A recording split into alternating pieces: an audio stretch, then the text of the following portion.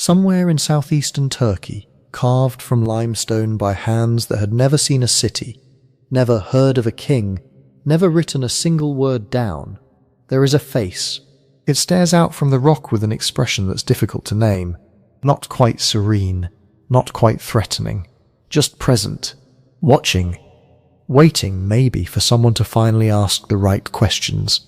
That face is roughly 11,000 years old. And the moment you truly sit with that number, something shifts. Because 11,000 years ago, according to the version of history most of us learned in school, people weren't supposed to be doing this yet. They were supposed to be wandering, hunting, gathering, surviving day to day without the kind of social organization it takes to carve a human face into stone and haul it somewhere intentional. They were supposed to be pre-civilization, pre-everything really. And yet, there it is. That's the thing about Karahan Tepe that gets under your skin. It doesn't fit neatly into the story we've been telling about ourselves. And the more archaeologists carefully, methodically dig into this hillside in the Tek Mountains, the more that story has to stretch to accommodate what's actually there. Not because anything mystical or unexplained is happening, but because the evidence, the stone, the carvings, the architecture, the animal bones and ash and carefully shaped enclosures, all of it is pointing towards something genuinely surprising about what early humans were capable of and why they chose to build at all. Before we go any further, let me just say where this is going and where it isn't. This episode is about Karahan Tepe specifically. What it is, what archaeologists have found there, what the leading interpretations are, and where genuine uncertainty still lives. We're going to follow the evidence carefully. When something is well established, I'll tell you. When something is a working hypothesis, I'll tell you that too. And when something is genuinely still unknown, we are going to sit with that rather than rush to fill the gap with a satisfying but unsupported answer. No ancient astronauts, no lost civilizations in the science fiction sense.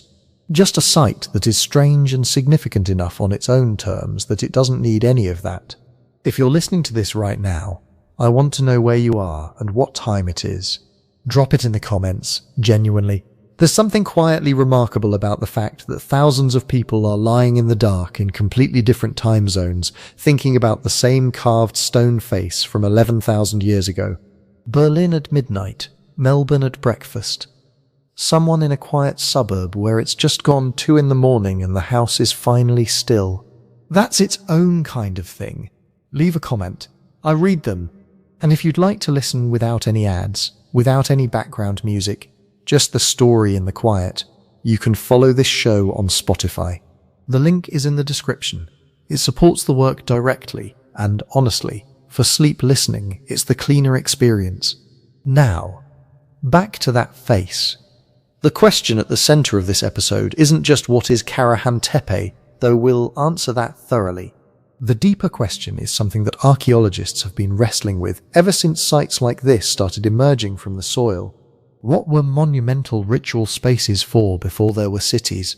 Before there were kings to commission them, priests to administrate them, or farmers with a grain surplus to fund them? What were people doing, and why did it matter enough to invest enormous amounts of coordinated labor into shaping stone and space in the middle of nowhere, on a hillside, in a world that we thought was too early for that kind of organized intention?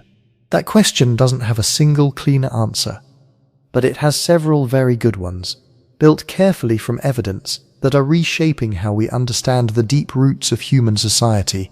And Karahan Tepe sits right at the center of that reshaping. Here's what we can say with confidence right now. Karahan Tepe is a Neolithic site in what is now southern Turkey, in the same broader landscape as Göbekli Tepe, which you may already know as the site that rewrote the textbooks on early human architecture. The two sites share similarities deep enough to suggest they were part of the same cultural world. But Karahan Tepe is not simply a copy. It has its own character, its own carved figures, its own architectural logic, and features that don't appear anywhere else in the archaeological record. In some ways it's even stranger than its famous neighbour. Serious excavation at Karahan Tepe only began in 2019, led by Dr. Necmi Karul from Istanbul University, under the auspices of the Turkish Ministry of Culture and Tourism.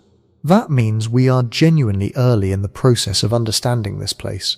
Some of what we think we know will almost certainly be revised as more ground is opened. That's not a reason for skepticism about what's been found. It's a reason to hold interpretations a little loosely and stay curious about where the evidence leads next. What has already been found is remarkable by any standard. Massive T-shaped pillars, an extraordinary room filled with carved stone heads emerging directly from the bedrock, figures that blur the line between human and animal. A structure unlike anything else known from this period, shaped in ways that suggest deliberate, considered, repeated use over a long span of time. Evidence of feasting, evidence of water management, evidence, perhaps, of the way early humans understood death and ancestry, and the relationship between the living and those who came before. All of that in a place built by people who, as far as we can tell, did not live there permanently, who came from somewhere else for reasons that mattered enough to make the journey, and who left behind a landscape so carefully shaped that 11,000 years later, it still organizes the space around it. The approach we're going to take here is straightforward. We start with the physical evidence, what's actually in the ground, what it looks like, how it was made, how it was used. Then we move to interpretation, what archaeologists think it might mean and why. Then we sit with the open questions, the things nobody can say yet, and maybe a few things that nobody is entirely sure how to ask. That ordering matters, because a site like this attracts a lot of theories, some careful, some not, and the only way to sort between them is to keep the evidence clearly in view. So let's start at the beginning. Not the beginning of Karahan Tepe's discovery, though we'll get there. The beginning in the sense of place. Where on this planet does a site like this appear, and what does that landscape tell us before we've even looked at a single carved stone? If you look at a map of southeastern Turkey, somewhere between the Euphrates to the west and the Tigris curving down toward Iraq in the east, you find a region called the Harran Plain. It's a wide, flat basin, dusty in summer, cold in winter, edged on its northern and eastern sides by low limestone ridges and rocky plateaus. This is the upper end of what geographers call the Fertile Crescent, though the word fertile can be a little misleading. It's not lush, it's a landscape of extremes, of seasonal abundance and long dry stretches, of sudden storms and months without rain. But it sits at a kind of geographic crossroads that has drawn human attention for a very long time, and roughly 35 kilometers northeast of the modern city of Şanlıurfa, on a series of rocky limestone hillsides in the Tek Mountains, is where you find Karahan Tepe. The name translates roughly as Black Hill, or Hill of the Black Stone. It's a modest name for what's there. The site itself sits on a natural bedrock outcrop, the kind of elevated position that gives you sightlines in multiple directions, that puts you above the flat ground without putting you so high that the climb becomes impractical. From the right vantage point, you can see the steps stretching out below, interrupted by dry stream beds and the occasional shimmer of a seasonal water source. It's the kind of place that would have made immediate practical sense to people reading a landscape the way their lives depended on it. But Karahan Tepe doesn't sit alone. And this is something worth pausing on, because it changes the entire interpretive picture. Within roughly a 200-kilometer radius of Karahan Tepe, archaeologists have now identified more than a dozen sites that appear to belong to the same cultural tradition, the same broad period, and in many cases the same architectural vocabulary. Göbekli Tepe is the most famous of them, sitting about 35 kilometers to the northwest. But there's also Taş Tepeler, which is both the name for one specific site and the name Turkish archaeologists have given to this entire cluster, this network of related Neolithic sites, spreading across the plateaus and valleys of this corner of Anatolia. Karahan Tepe is one node in something larger. It is connected, geographically and almost certainly culturally, to a landscape that was being shaped and used and returned to by people over an enormous span of time. That landscape deserves some description, because landscape is never neutral when you're trying to understand why people built where they built. The Tek Mountains aren't dramatic peaks.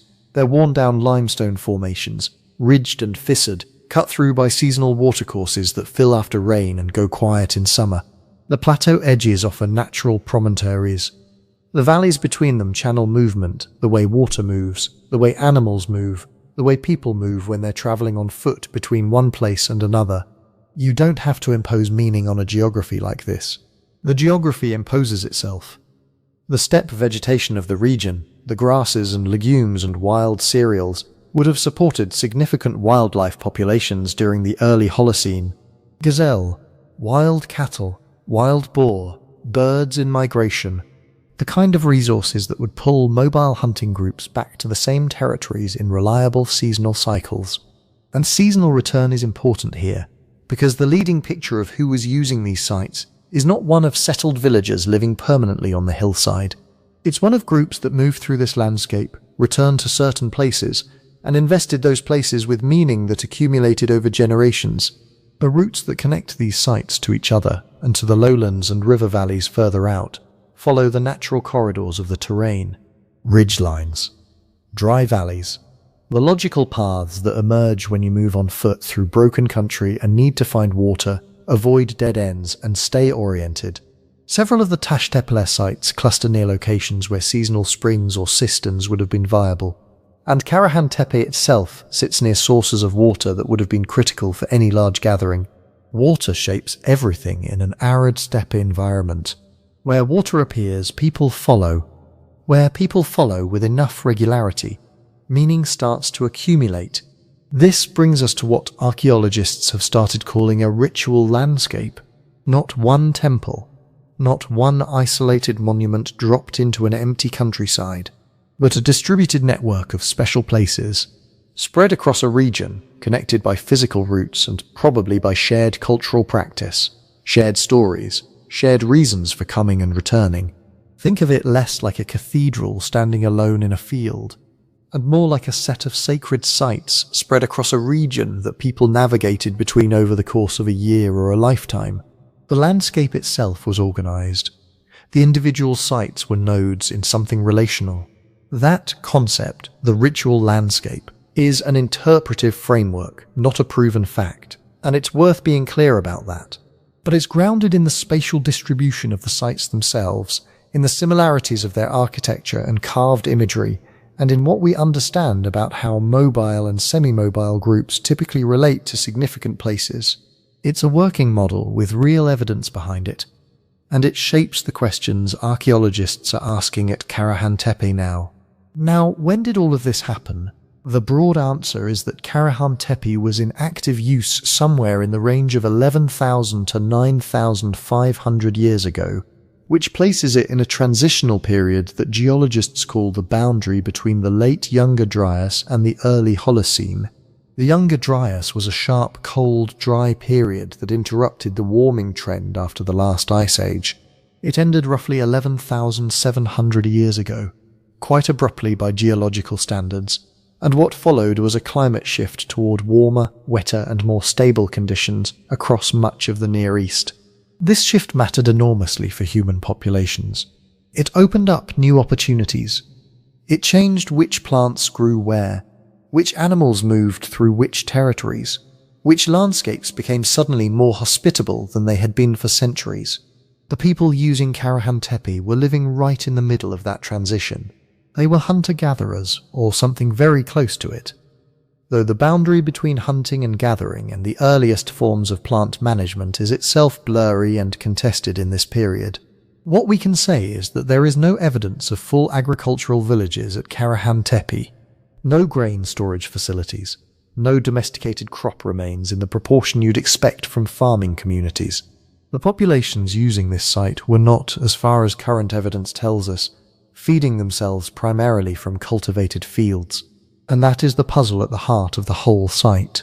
Because what they were building requires something extraordinary, moving and shaping limestone blocks that weigh multiple tons, carving detailed figures and faces into bedrock with stone tools, organizing and maintaining structures over what appears to be a very long period of repeated use. All of that demands coordinated labor. It demands that enough people show up in the same place with enough shared intention to do work that none of them could do alone. It demands planning across time, across seasons, probably across generations. It demands, in other words, a level of social organization that the older models of prehistory associated almost exclusively with settled agricultural societies. The traditional story ran something like this. First, people farmed. Farming created surplus. Surplus created the time and resources for specialization. Specialization created priests and administrators and monument builders. Monuments came after. Civilization came after. Everything we recognize as complex social organization was downstream of agriculture. Karahan Tepe, along with Göbekli Tepe and the other Taş Tepeler sites, is putting real pressure on that sequence. Because here is monumental architecture, here are complex carved symbols and figures, here is evidence of large-scale gathering and feasting and deliberate spatial organization, all appearing among people who were not yet, or not fully, agricultural. Which means either the story of how civilization develops is more complicated than the simple farming first model allows, or the people building these sites were further along the path towards sedentism and food production than we've yet been able to confirm. Probably both things are partly true, and working out which parts and in what combination is a significant part of what current excavations at Karahan Tepe are trying to establish. What's already clear is that this landscape, these plateaus, these seasonal water sources, these ridgelines connecting valley to valley, was not an accidental backdrop for what happened here. The geography was part of the logic. The visibility, the access routes, the convergence of different seasonal territories, all of it made this a place that made sense to return to. A place worth the effort, a place where the labor of shaping stone into something meaningful could draw people from a wide surrounding region. The landscape didn't create the culture that built Karahan Tepe, but it gave that culture somewhere coherent to land. And on that hillside, 11,000 years ago, people landed. They came back, they carved, and eventually they left something behind that we're still not entirely sure how to read. Karahan Tepe didn't arrive on the archaeological stage the way it might sound when you see it in a headline, as if one day someone brushed away a bit of soil and there it was, a Neolithic stone head staring back in high definition. Its path into focus was slower, more incremental, a story of people noticing oddities in the landscape long before anyone had a clear sense of what they were looking at. Local shepherds and villagers knew there were worked stones on that hill. That's almost always how it begins. Weathered blocks, fragments that don't quite look natural, the sense that something underfoot has edges too straight for geology alone. In the late 20th century, surveys in the Şanlıurfa region recorded Karahan Tepe as one of those promising spots. Not a full excavation, just a note on a map, a brief description, concentrations of flint, fragments of stone architecture, possible Neolithic site. Göbekli Tepe's rise to international attention in the 1990s changed the context. Once archaeologists realized there was an 11,000-year-old monumental site sitting under a rounded hill near Urfa, the logic of the surrounding landscape shifted. Those earlier promising notes became more than just background. They became potential pieces of a wider pattern. Karahan Tepe was one of the places that suddenly mattered more. Repeat surveys in the 1990s and 2000s started to refine the picture. Surface collections picked up characteristic flint tools and fragments of T-shaped pillars, the same basic architectural vocabulary that defined Göbekli Tepe. The site was clearly substantial, but it still sat mostly quiet, its secrets protected by meters of accumulated soil and deliberate fill. Systematic excavations began in earnest in the late 2010s, under the direction of Turkish archaeologists as part of the broader Taş Tepeler initiative. That timeline is worth keeping in mind. For a place that was last used more than 9,000 years ago, modern work on Karahan Tepe is still in its early stages. We're not dealing with a site that has been peeled back and reinterpreted for a century. We're dealing with something that has had only a handful of seasons of sustained, targeted digging and excavation. Even when it sounds like a straightforward act of uncovering, is not simple revelation. It's controlled destruction. Once you remove a layer of soil, once you lift a stone, once you take an artifact out of its original position, you can't put it back. That's why archaeologists move slowly, and why the first thing they tend to talk about isn't the spectacular object, but the context it came from. Karahan Tepe has deep stratigraphy, stacked layers of human activity, natural deposition, and, critically, intentional backfill. When you see the famous images of the carved human heads emerging from the bedrock chamber, you're only looking at a tiny exposed window into a much larger structure that is still mostly encased. That small opening is the result of carefully removing overlying material in order, layer by layer, recording everything as it's dismantled.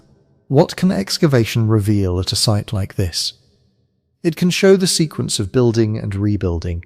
It can tell you which walls cut into which floors, which pits were dug before which enclosures, where fire was repeatedly lit and where it almost never was. It can show you that a T-shaped pillar was set into a carved socket, adjusted, and then wedged with smaller stones. It can show you that a basin was smoothed and re-smoothed over years of use. It can't give you a transcript of what people said when they stood in those spaces. It can't, on its own, tell you what every carved symbol meant to the people who made it. It can't give you a single, final answer about what the site was for without weaving in analogy, comparison, and a lot of cautious inference. So a huge amount of effort goes into documentation. Before anything is removed, the area is mapped in detail. At Karahan Tepe, that means georeferenced plans, digital models, and old-fashioned measured drawings. Every stone that looks like it was placed by human hands gets recorded. Its size, orientation, relationship to neighbouring stones, and the layer it sits in. If a pillar fragment is found tilted in the fill, the angle matters. It might tell you whether it fell in place, was pushed over, or was reused as packing material. Stratigraphic layers are described one by one. Texture, colour, composition, inclusions. Is this a collapsed wall layer, full of angular stones and crumbly mortar? Is it a trampled surface, rich in tiny flint chips and bone fragments? Is it a deliberately poured fill, homogeneous and compact, brought in from outside to bury a structure? At Karahan Tepe, that question of deliberate infill is central, because so many of the enclosures appear to have been intentionally buried at the end of their use. Tool marks on the bedrock and on shaped stones are logged as well. Parallel grooves can show where stone axes or picks were used to carve channels. Smooth patches can indicate long-term wear from feet or water or repeated handling. Tiny details like the direction of chisel lines can reveal how carvers approached a surface, where they stood, and in what order they worked. All of this gets tied to context numbers, grid squares, elevations. When an animal bone comes out of a specific layer on the floor of an enclosure, its precise location isn't trivia. It might later help date that phase, or indicate what kinds of activities took place there. When a fragment of carved limestone is found in the backfill of a later pit, that tells a story about reuse and the afterlife of older structures. From the inside, the language used to describe all of this is dry, technical, and full of qualifiers. From the outside, what the public often sees are headlines. World's oldest cult center. Skull cult temple discovered. Stone heads from 11,000 years ago stun experts. The gap between those two registers is enormous. Archaeologists working at Karahan Tepe know that they're dealing with something extraordinary in chronological terms. They also know how easy it is to overpromise, especially in the early years of excavation when the exposed sample of the site is small and partial. So formal publications and conference presentations tend to be cautious. Phrases like possible ritual use, interpreted as provisionally dated to, appear again and again. The language is slow because the evidence is still accumulating. Media outlets, on the other hand, need quick, digestible narratives. A partially excavated enclosure with benches and a central pillar becomes a temple. A carved human head becomes part of a cult of ancestors. Those might not be wrong directions, but they're far more definite than the data really allows at this stage. This isn't a complaint about interest. Public attention helps fund work. It creates space for long-term projects. But it does mean that any firm story you hear right now about Karahan Tepe should be held lightly, with an awareness that it rests on a sample of the site that is far from complete. Because here is one of the most important facts about Karahan Tepe. Most of it is still buried. Remote sensing, surface mapping, and the visible contours of the mound all indicate that the area currently open in excavation trenches is just a fraction of the total. The stone head chamber that has captured so much attention is only one feature in a cluster. to the sides and below, geophysical surveys suggest additional walls, enclosures, and carved elements still sealed under fill. What this implies is that our current picture is not just incomplete, it's structurally biased. We're seeing the parts that were easiest or most strategic to open first, not a random cross-section. Future seasons may reveal additional enclosures with very different layouts. They may uncover domestic-like areas, storage zones, or activity spaces that complicate a simple temple complex reading. They may find evidence for episodes of rebuilding that stretch the chronology of use in unexpected ways. Early interpretations almost always shift under this kind of pressure. Göbekli Tepe is a good example. Initial work there in the late 1990s encouraged a view of isolated circular temples on an otherwise unused hilltop. As more of the site was exposed, the picture became more layered. Different phases of construction and infilling, smaller rectangular buildings, areas that look more like everyday working spaces appearing alongside the monumental architecture. The story didn't collapse. It became more interesting, more complex, less easy to summarize in a single sentence. The same is almost certainly going to happen at Karahan Tepe. The first wave of publications has necessarily focused on the spectacular, the bedrock chamber with its row of phallic stone projections and the human head rising from the floor, the T-shaped pillars, the carefully carved benches. Those features are real. They're not going to disappear. But how we understand them, what kinds of gatherings they belonged to, what sequences of use and closure they participated in, will likely evolve as the excavation area expands and as the more mundane, less photogenic parts of the site are brought into the conversation. For now, Karahan Tepe is a collection of carefully exposed windows into a much larger buried architecture. Through those windows we can already see hints of planning, repetition, and symbolic investment. The job of the modern dig is to widen those windows without distorting what lies beyond them, to build a narrative that can flex and adjust as new walls, new floors, and new carved faces slowly come into the light. If most of Karahan Tepe is still buried, how do we even know how old it is? We don't have inscriptions, no foundation plaque saying year 3 of King whoever, no pottery with well-dated styles. Karahan Tepe belongs to what archaeologists in this region call the Pre-Pottery Neolithic, and that label already tells you the first big absence. No ceramics, no nice, easily classifiable bowls and jars to hang dates on. So instead, dating becomes a kind of forensic science. You're trying to build a timeline out of things that were never meant to be clocks. The main tool is radiocarbon dating, not of the stone, but of the fragile organic material tucked into the same layers as the stone architecture. When a plant or an animal is alive, it has a certain ratio of radioactive carbon-14 to normal carbon. When it dies, that carbon-14 starts to decay at a predictable rate. Measure how much is left, you get an age, at least in theory. In practice, at a place like Karahan Tepe, you're almost never dating the monument directly. You're dating what people did around it. Charcoal from a hearth built up against a wall, a burnt seed in the compacted floor next to a pillar, a fragment of bone from an animal butchered in the same use layer as the carved heads. Archaeologists take tiny samples, often just slivers of charcoal, and send them to specialized labs. The results come back not as a single number but as a range. So many years before present, with a statistical probability curve.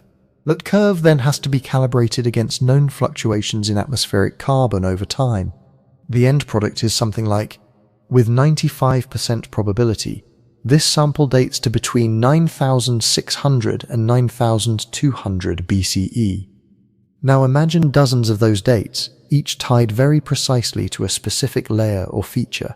One from the fill under a bench, one from ash inside a fire pit, one from a trampled surface that runs through an enclosure.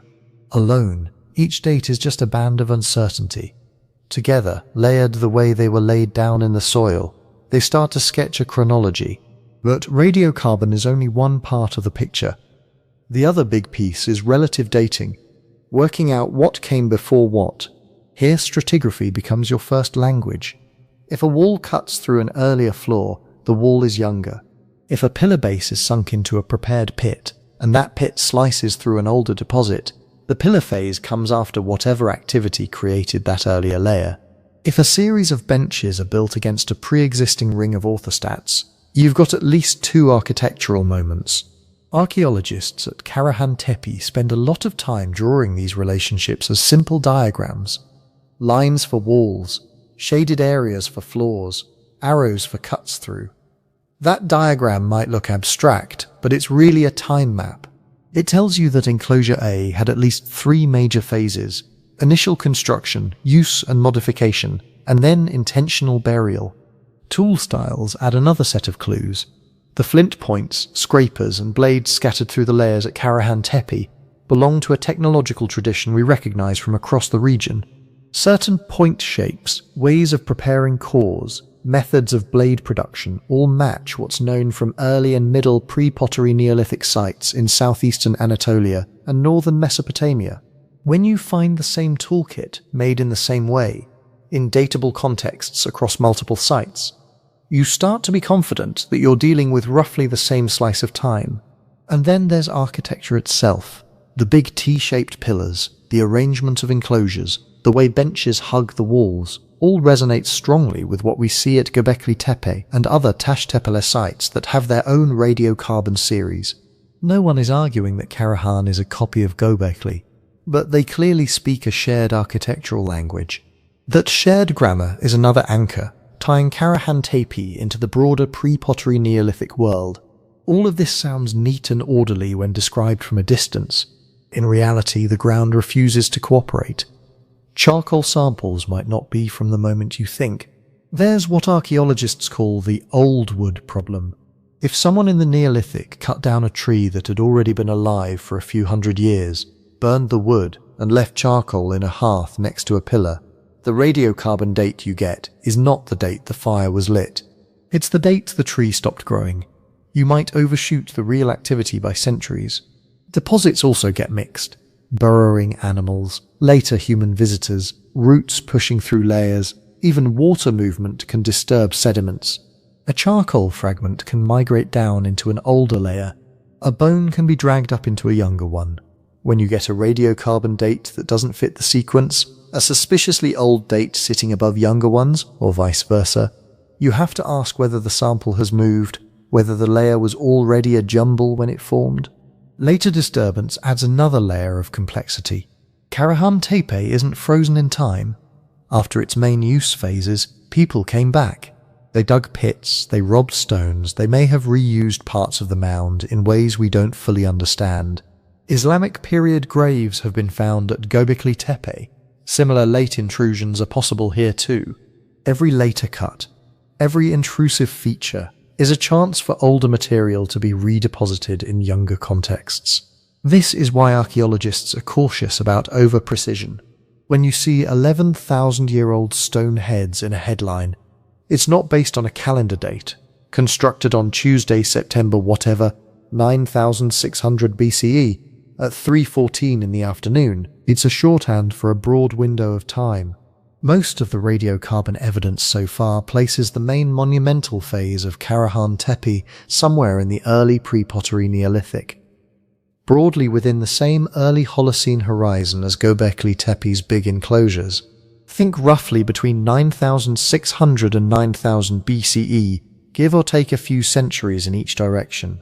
Different features may nudge toward the earlier or later end of that band.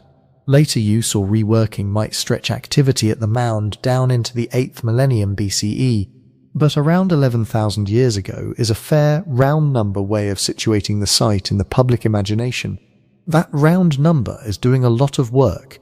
It tells you that Karahan Tepe belongs to a world before pottery, before metal, before cities, before formal writing systems of any kind.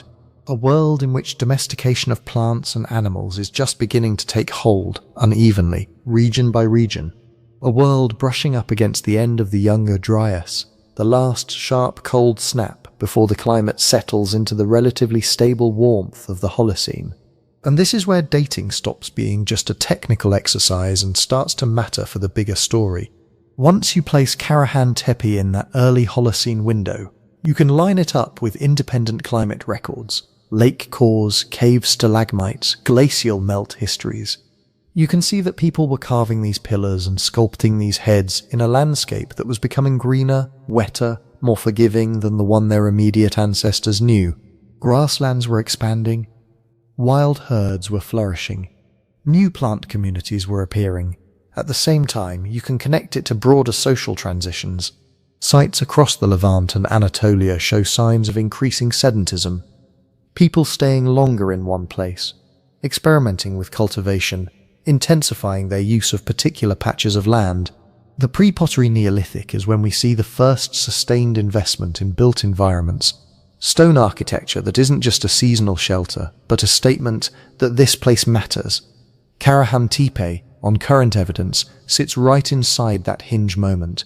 Not at the beginning of everything human, not at the birth of agriculture in some absolute sense, but in a phase where climate, resources, and social organization were all shifting fast. The dates, imperfect as they are, tell us we're looking at a community, or probably a network of communities that decided to cut, haul, and shape enormous stones, dig deep chambers into bedrock, and repeat distinctive architectural forms over generations, all before pottery, before metal, and likely before fully domesticated wheat or barley were stable parts of the local economy. In the sections ahead, when we talk about the stone heads, the T-shaped pillars, the benches, and the possible feasting and gatherings at Karahan Tepe, that temporal context is the backdrop. These weren't Bronze Age kings. They weren't farmers in walled towns. They were people living through one of the great climate and social turning points of the last 20,000 years. Dating doesn't give us their names or their myths, but it does tell us where in the long human story to look for them, and what other changes were unfolding in the same centuries that they were carving faces out of stone and setting them into the living rock. When people talk about Karahan Tepe, they almost always end up back at the same images. Not the radiocarbon dates, not the stratigraphic diagrams, but the stone faces and bodies emerging from the bedrock.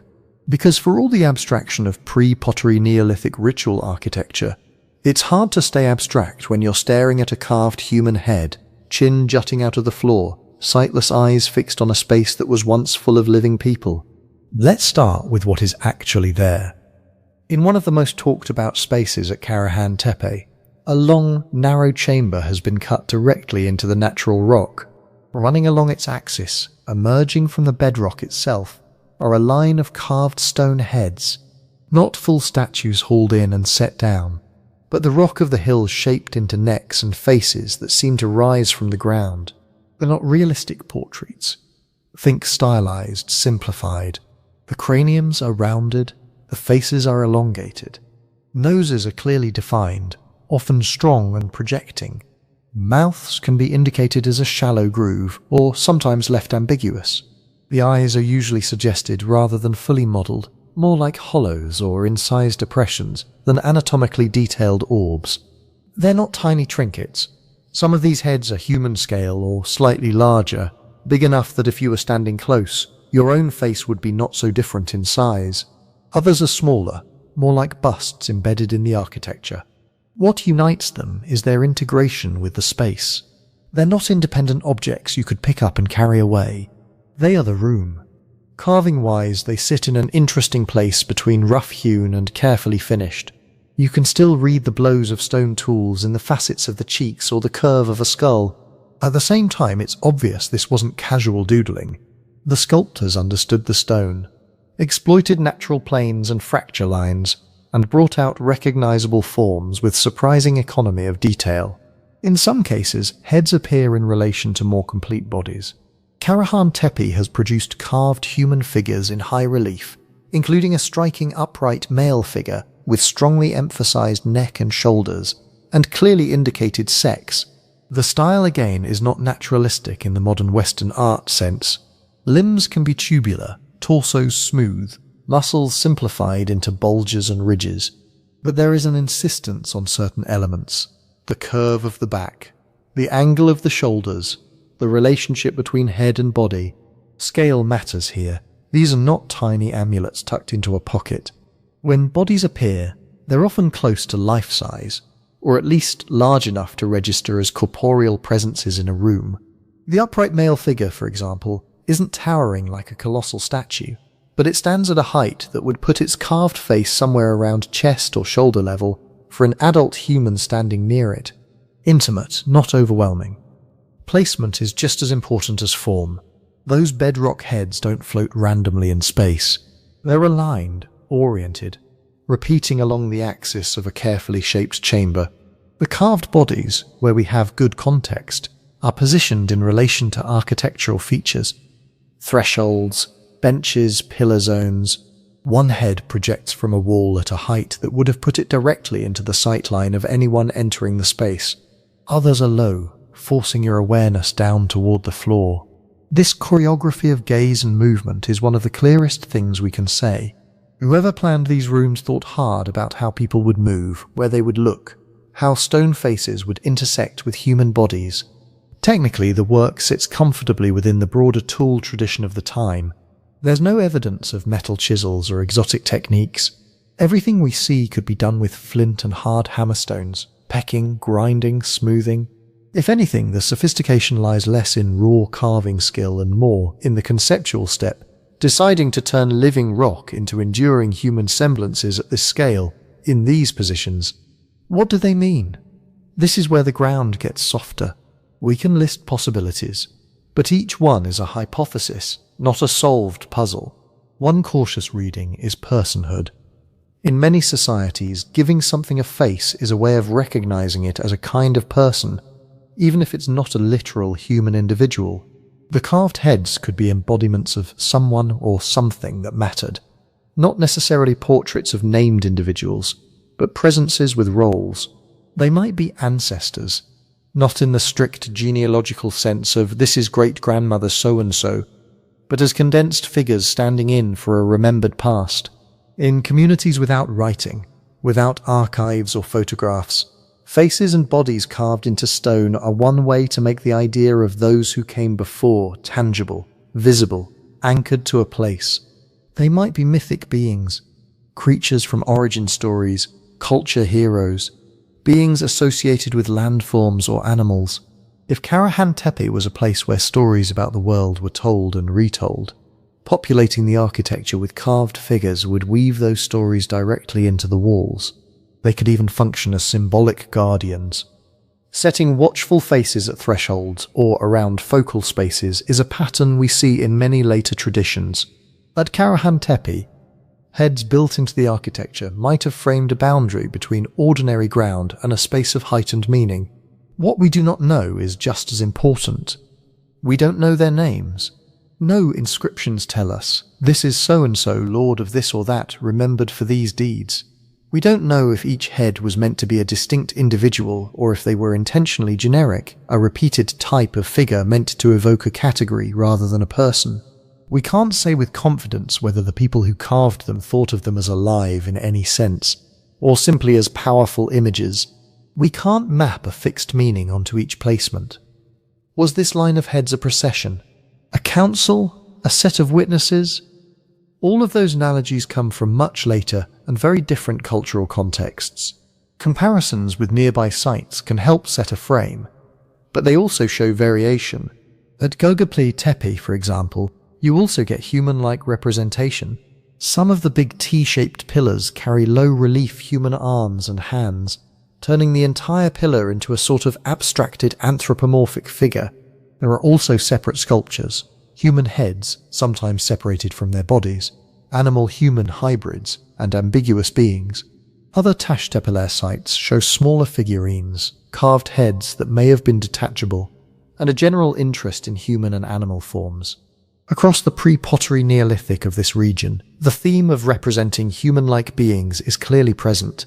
But Karahan Tepe's bedrock heads and integrated bodies are distinctive in how they lock human form into the very skeleton of the site.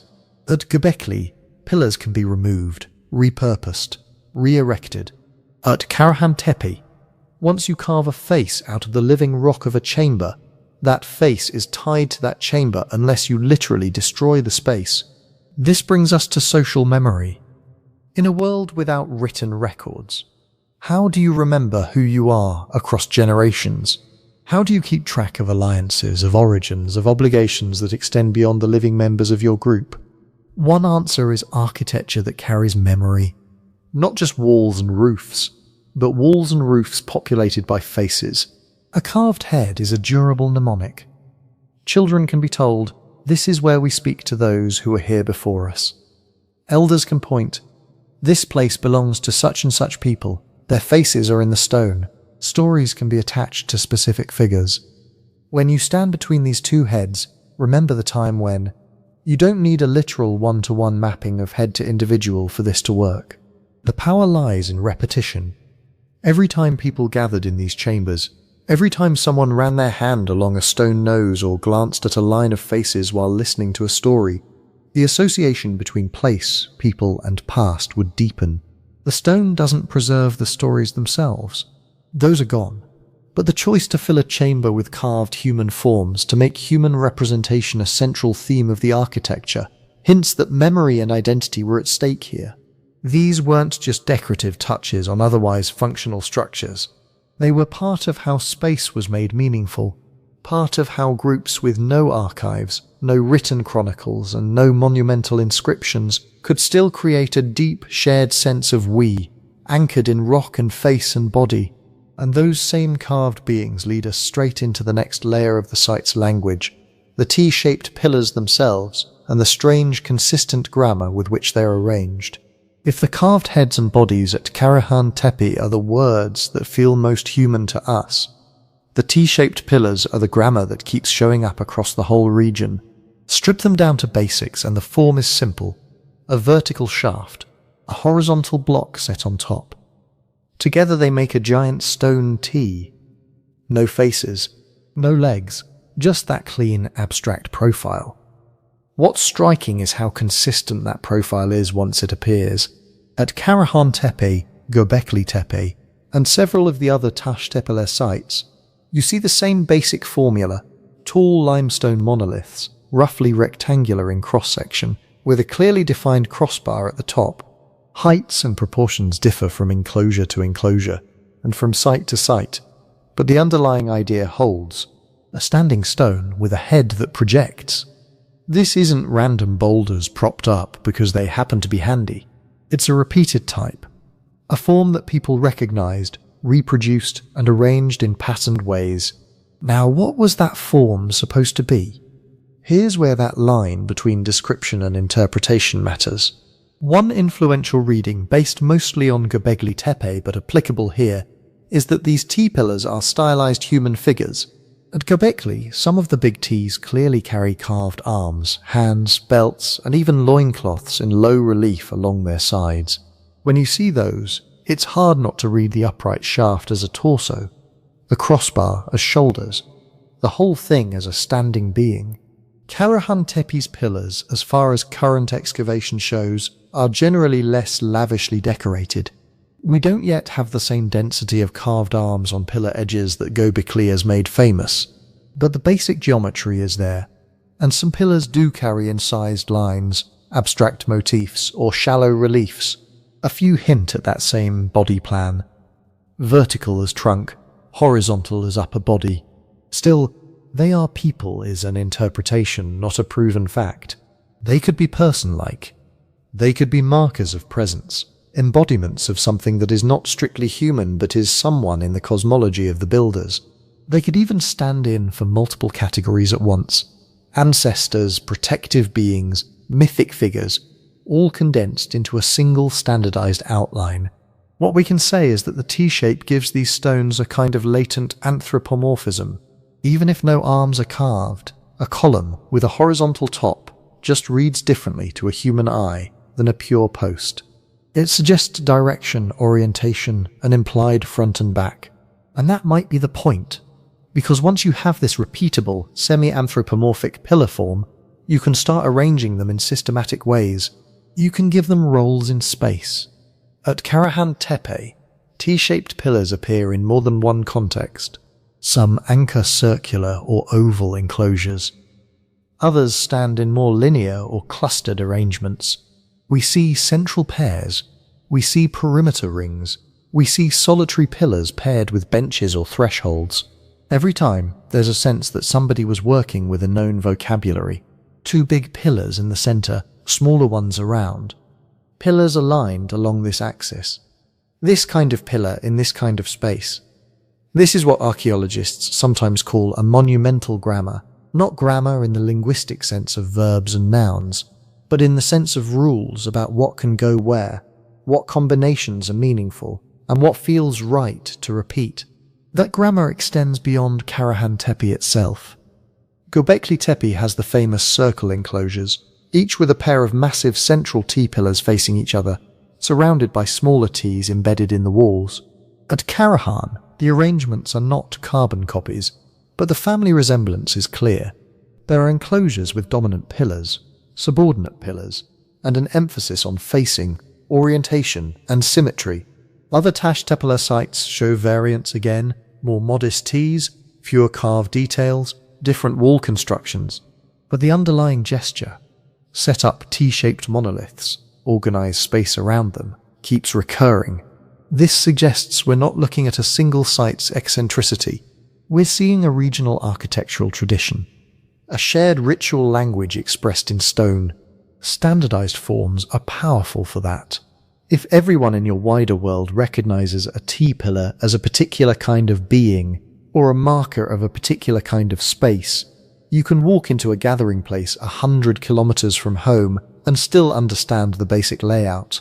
You might not know the local stories or specific taboos, but you'll know which area feels central, which side feels peripheral, where focus is directed. In a world of small, scattered groups, that kind of shared monumental vocabulary could help knit communities together. Different bands or clans might come to sites like Karahan Tepe from surrounding areas, bringing their own customs, but recognizing the T-pillars as part of a wider cosmos they all inhabit. At the same time, we need to be careful not to flatten everything into Göbekli Tepe. But here, Karahan Tepe is not just Göbekli with a different postal code. For one thing, the integration with bedrock is more radical at Karahan. While Göbekli's enclosures are built up with carefully fitted stones and freestanding monoliths, Karahan leans heavily on spaces carved into the hill itself, with pillars sometimes emerging from cut rock surroundings. The carving repertoire is also different. Göbekli is dense with animal reliefs, foxes, snakes, birds, wild boar, all crowding the surfaces of the big pillars. Karahan, at least in the currently excavated areas, seems more focused on human and abstract forms, with animal imagery present but less overwhelming. Even when both sites use T-pillars, their sentences are not the same. The way those pillars interact with benches, ramps, channels, and carved bodies at Karahan hints at a slightly different ritual choreography, even if we can't yet reconstruct it in detail. And then there's the sheer fact of what we're looking at. Large, shaped monoliths in a world that, as far as we can tell, did not yet have permanent stone-built towns. These people were still mostly living in small, probably semi-mobile communities, using perishable materials, wood, reeds, mud, for everyday shelters. Yet in certain places, they committed to hauling multi-ton limestone blocks, squaring them, setting them upright, and organizing entire landscapes around them. That choice pushes us to rethink some comfortable stories about civilization. In the classic narrative, you get agriculture first, then permanent villages, then cities, and only then, once you have stable surpluses and social hierarchies, do you start building big labor-intensive monuments. The T-pillars at Karahan Tepe and its sister sites flip that order on its head.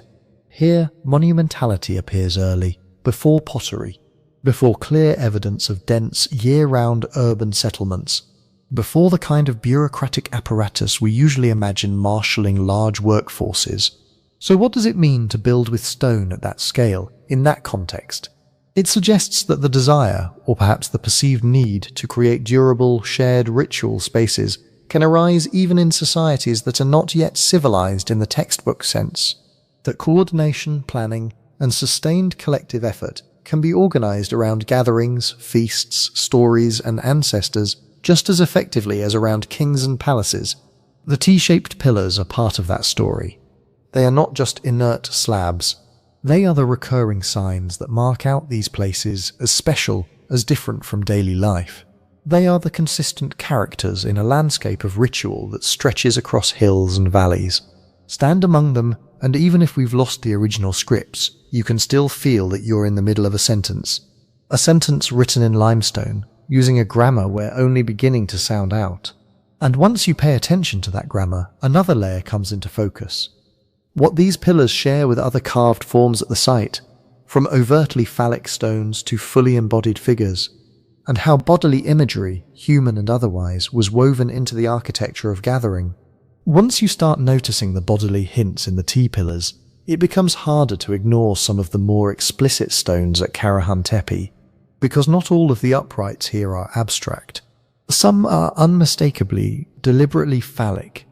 We're talking about vertical, rounded shafts carved out of, or left standing within, the bedrock. In the so-called pillar pool area, for example, there's a cluster of short, rounded pillars emerging from the carved floor, tightly packed, with smooth tops and clear separation between each element. They're not random stumps. The surfaces are worked. The spacing is intentional, and to a modern eye, they read as a field of stone penises. That visual impact is part of why they keep showing up in documentaries and articles. They're striking, they're easy to grasp in a single glance, and they invite instant interpretation. Our brains are very good at spotting sexual imagery, and once you see it, it's hard to unsee. But here's where we have to slow down. First, the description, then the meaning.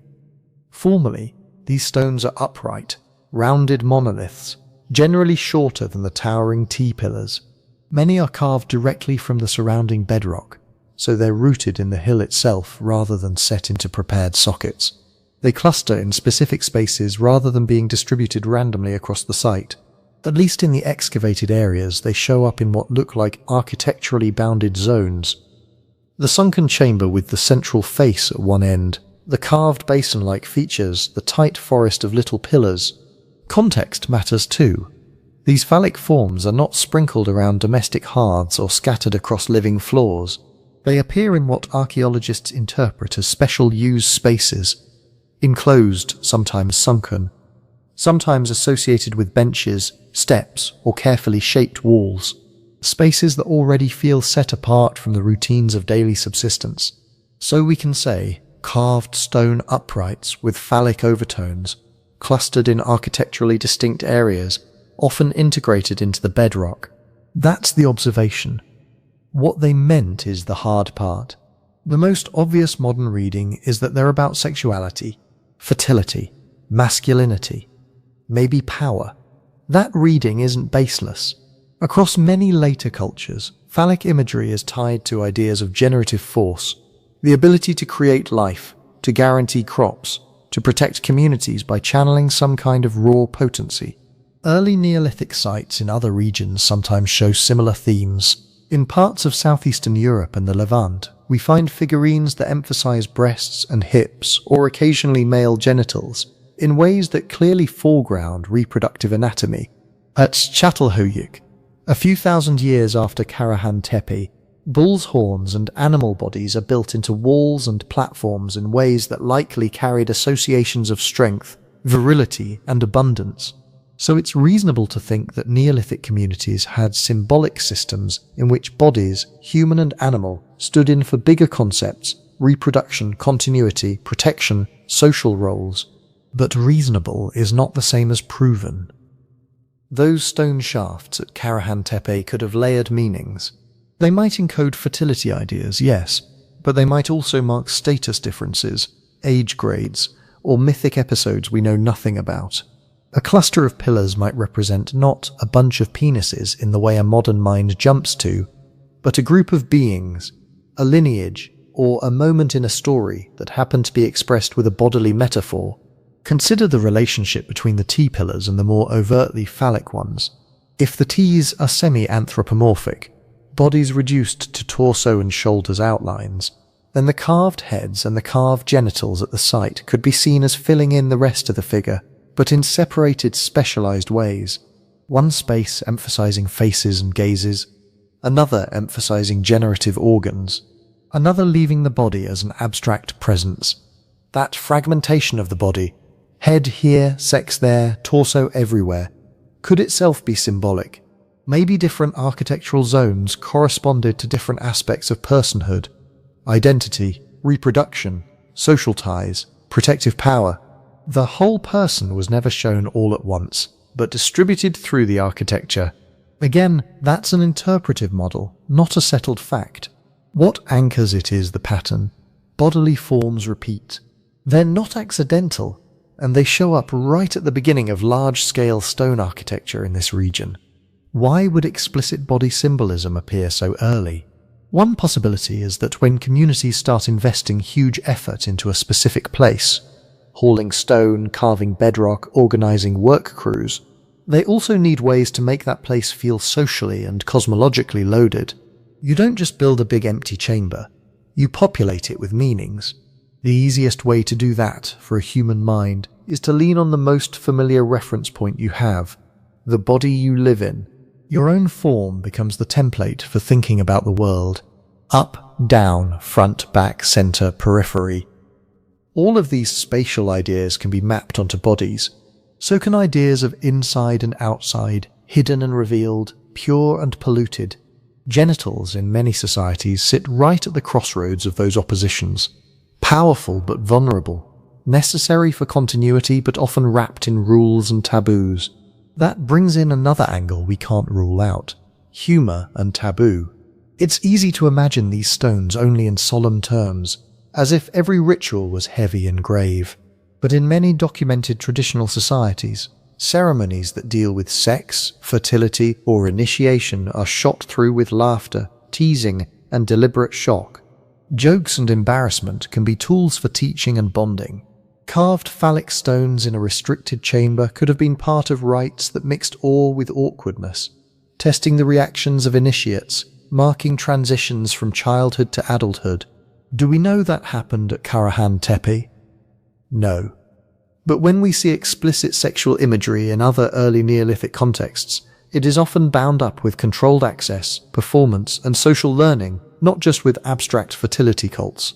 The architecture at Karahan, sunken spaces, limited entrances, built-in focal points, could easily support that kind of use.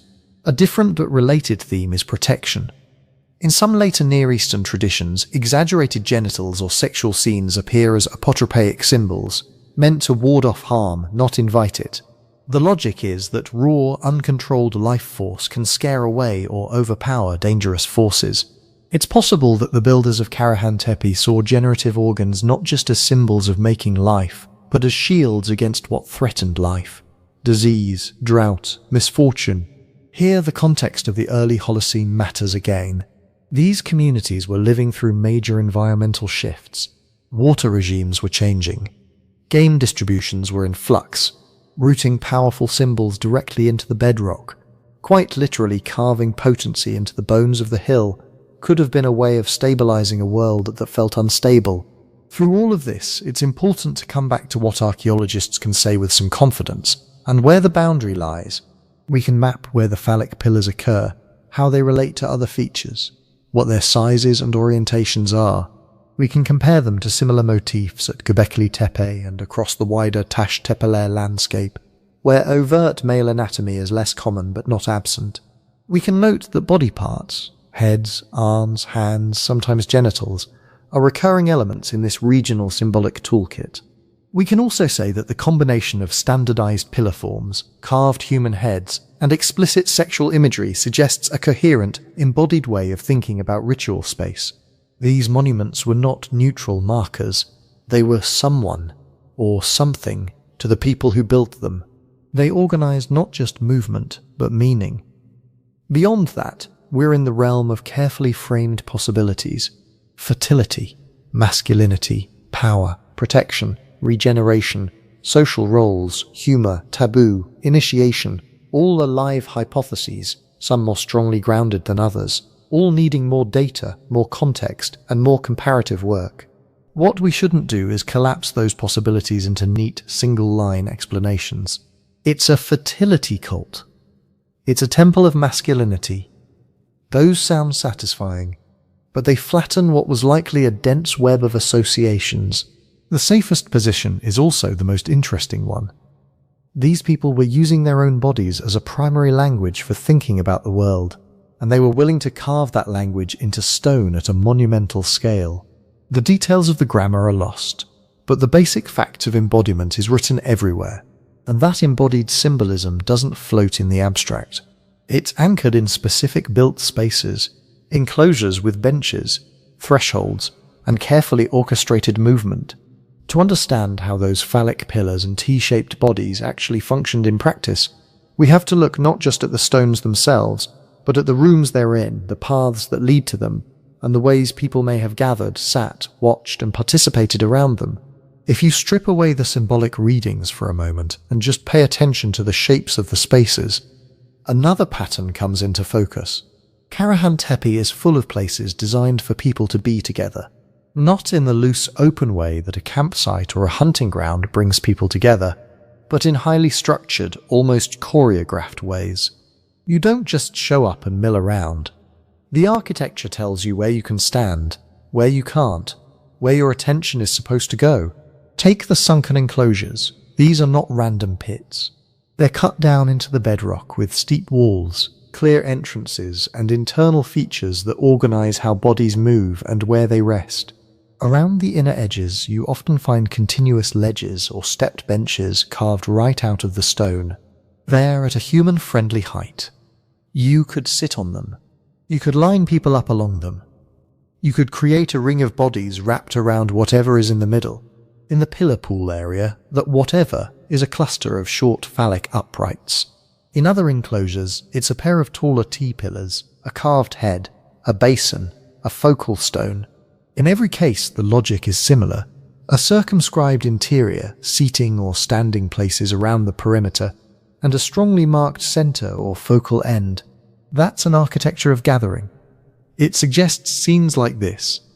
People descending a narrow entrance, stepping down into a cooler, darker hollow. Some move along the bench and sit.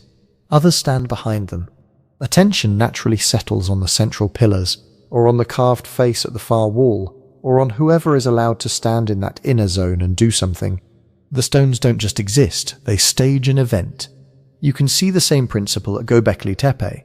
Circular or oval enclosures with T-pillars in the middle, shorter elements around the edge, and often a kind of inner no-go area defined by the layout.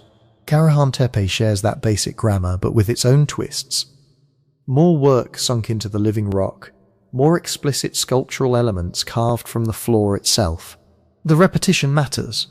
When a particular form of space keeps showing up across a site and across related sites in a region, it's not just an aesthetic preference. It's a solution to a recurring social problem.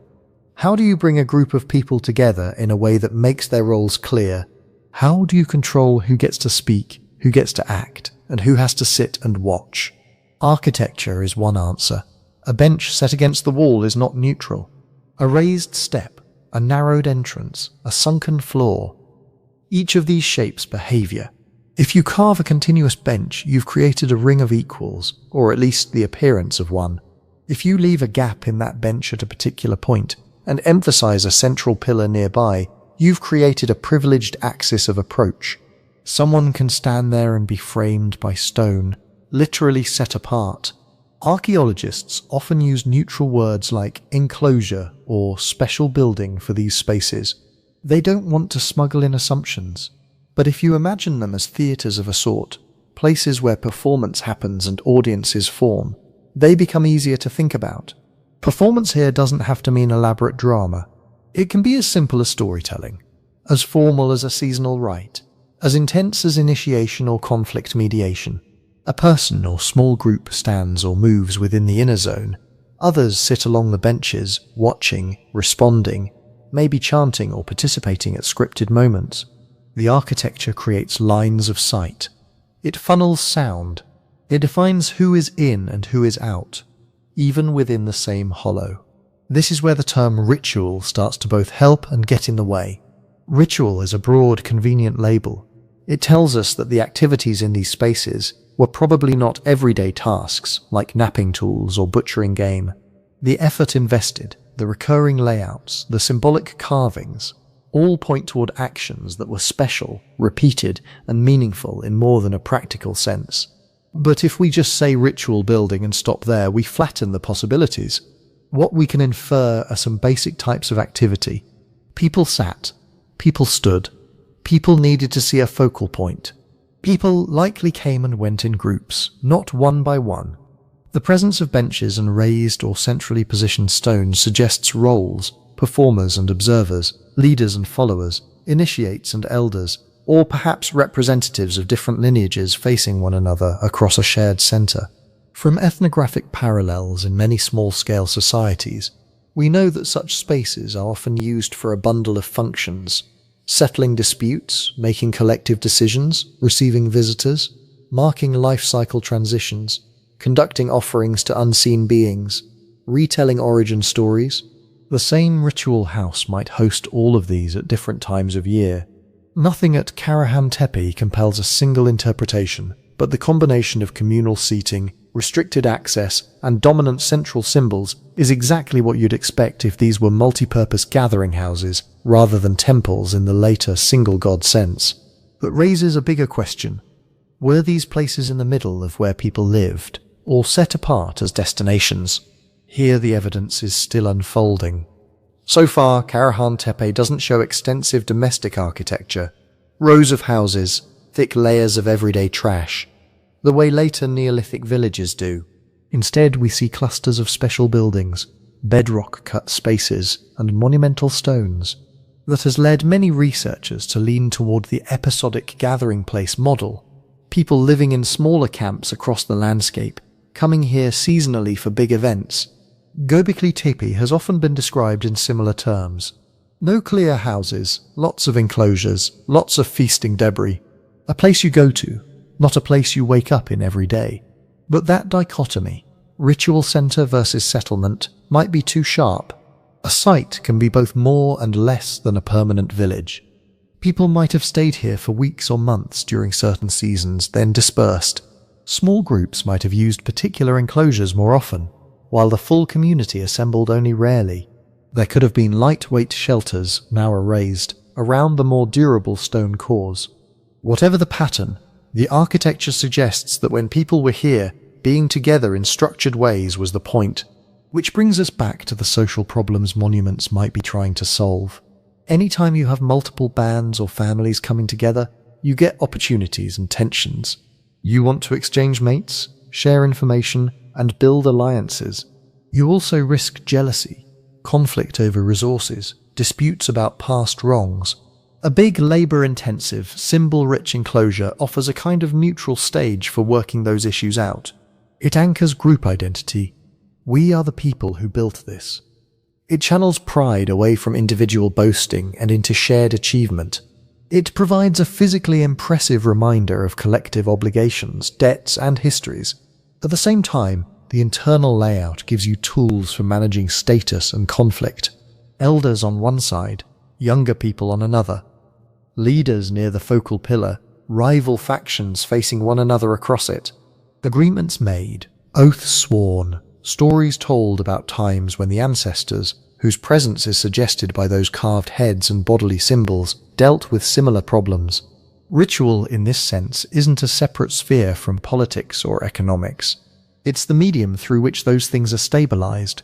You don't just decide to cooperate, you enact cooperation in a shared space, following familiar sequences of action, under the gaze of stone witnesses and living peers. Seen this way, the benches and enclosures at Karahan Tepe are not just odd early experiments in monumentality. They are tools for making fragile, newly expanded human communities hold together. The small hunter-gatherer and early herding groups in this region began to aggregate more frequently, to share feasts, to coordinate access to water and game. They needed more than just good intentions. They needed places that could reliably turn gatherings into communities. Karahan Tepe's architecture is one answer to that need.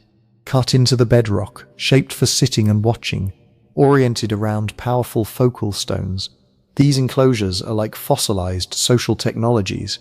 They show us that long before cities, councils, or written laws, people were already using space, stone, and shared attention as tools to organize themselves. And that organization didn't come free. It required planning, coordination, and enormous labor. Costs that only make sense if the gatherings here were doing serious work for the societies that built them. If the gatherings at Karahan Tepe were doing serious social work, that immediately raises another question. Who did the actual work in stone? Because none of this happens by accident. A carved bench you can sit on, a pool sunk into bedrock, a pillar tuned to the proportions of a human body. Those are the endpoints of a long chain of effort. First you have to find the stone. In this part of southeastern Turkey, that's mostly limestone. It weathers into blocks and layers. But to get a pillar or a carved head, you can't just pick up whatever's lying around. You have to identify seams with the right thickness and integrity. That means people walking the landscape, knowing which outcrops fracture cleanly, which layers are too crumbly, which veins carry hidden faults that will split halfway through carving. Then you have to detach the pieces. At Göbekli Tepe we can see extraction scars, pillars that were outlined and then abandoned. Karahan Tepe shows similar traces. Someone has to mark the block on the bedrock, score channels along its sides, and undercut the base with stone picks and hammerstones. It's loud, repetitive, time-consuming work. You're not doing this between hunting trips as a casual hobby. You're committing days and weeks. After that comes shaping. A T-pillar doesn't just emerge from the quarry. Each edge has to be dressed, each face flattened, the characteristic crossbar defined. Human heads carved from the same bedrock as the floor require even more finesse. Blocking out the mass, then gradually refining the cheeks, the nose, the brow. At Karahan Tepe, some of these faces are remarkably smooth and consistent. That implies a practiced hand, not a one-off experiment. And then there's hauling. Even when the stone is local, moving a multi-ton block from a quarry face to an enclosure takes planning. You need routes cleared of big obstacles. You need sledges or rollers or simple skids, ropes twisted from plant fibers or animal hides, and enough people to apply force in the right direction. You need someone to coordinate the pull so you don't tip the pillar, snap the ropes, or crush someone's leg. Finally, erection. Raising a heavy stone and slotting it neatly into a prepared socket is an engineering problem. You have to dig the hole, line it, tilt the pillar in, pack stones and fill around the base so it doesn't lean or wobble. Maybe you build an earthen ramp and drag the pillar up, then lever it upright with progressively stacked supports. None of this requires a formal blueprint, but it does require a sequence of steps held in someone's head and communicated to others. And once the stones are up, they don't just sit there forever. Surfaces weather. Plaster or pigment, if used, flakes. Floors accumulate debris. At Göbekli Tepe, some enclosures show resurfacing and repair. At Karahan Tepe, the clean cuts and sharp edges of certain features suggest episodes of recutting or refurbishing. That implies a maintenance schedule of sorts. People return, they clean, patch, straighten, touch up carvings. They keep the place in working order. Taken as a whole, this chain, from quarry to carved and standing stone, represents thousands of person-hours. So who is organizing that? There's no sign here of palaces, storage silos, or elite residences. No evidence for a permanent ruling class in the later sense. Yet the coordination is real. Stones don't plan themselves. One way to think about this is to flip the default story. Instead of assuming that kings or chiefs are necessary to make large projects happen, we can start from small, egalitarian groups and ask how they coordinate big pushes of effort without permanent hierarchy. Ethnographic examples give us a few options. You can have councils, elders or respected adults who talk through plans, assign responsibilities, and resolve disputes. Decisions emerge through consensus, not command. Leadership is situational and persuasive rather than enforced by standing armies. You can have specialists who are not elites in the economic sense, but who carry particular authority in certain domains. A master carver whose judgment about stone quality is trusted. A ritual expert who knows the correct sequence for dedicating a pillar. A seasoned organizer who has overseen similar construction before. You can have seasonal leaders. During hunting migrations, one person's skills matter most. During building season, another's do. Authority rises and falls with the task at hand, not with permanent office. Once the stones are up and the ritual cycle completed, everyone goes back to more leveled relations.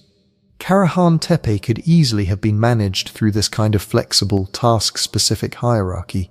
No crowns, no tax registers, but a thick web of obligations and reputations. If a lineage failed to turn up for quarrying, everyone noticed. If someone shirked during hauling, stories would follow them home. Which brings us to incentives. Why would people who are already expending energy hunting, gathering, maybe experimenting with herding, take on the extra burden of dragging pillars out of the ground? Part of the answer is probably very simple: feasts. When big communal work is done in small-scale societies, it is often wrapped in consumption.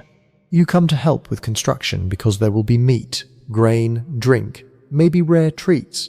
Hosts slaughter animals they've been fattening. Open stored food showcase their generosity. The work and the feast are two sides of the same event. But feasts do more than fill stomachs. They create prestige.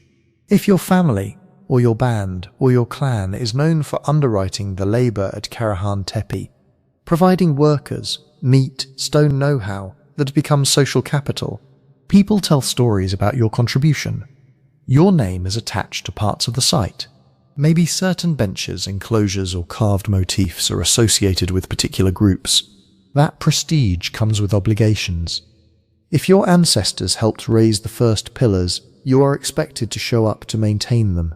If you benefited from past feasts, you're expected to reciprocate in the future. Labour is not free, but neither is status.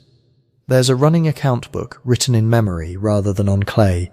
Shared identity is the glue that holds this economy of effort together. When people say we are the ones who gather at this hill, they're not just talking about belief, they're talking about a set of material commitments. We quarry here, we carve this way, we sit on these benches at these times of year.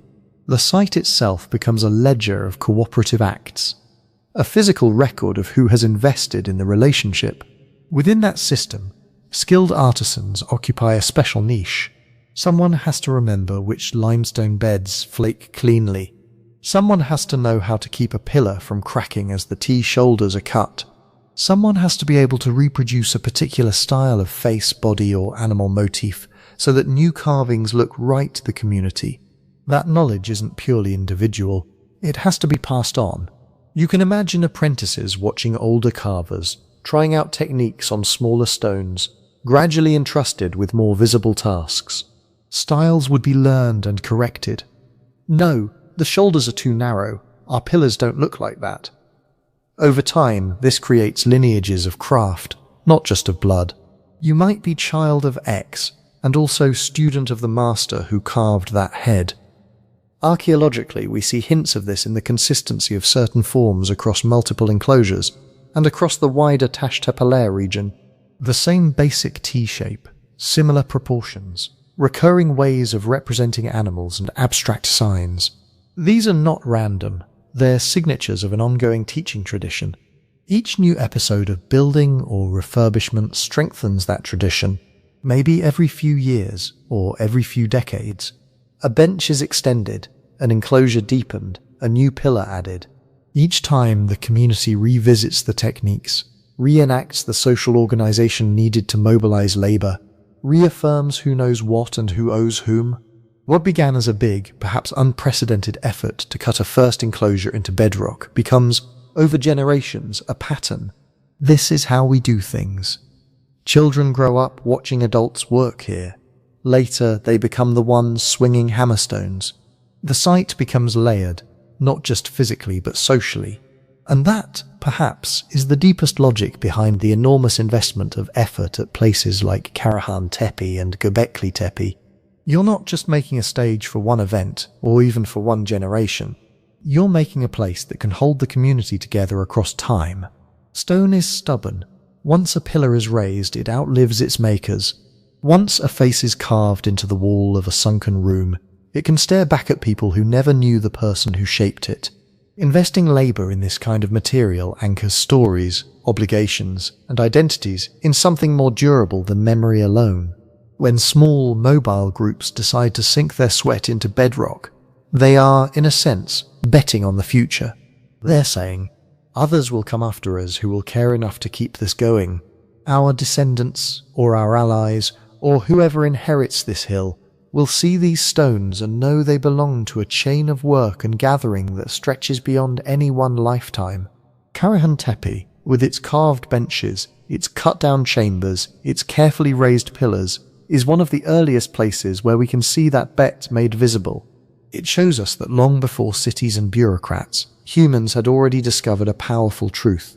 If you want a community to last, you put its agreements into stone, and you keep coming back to renew them.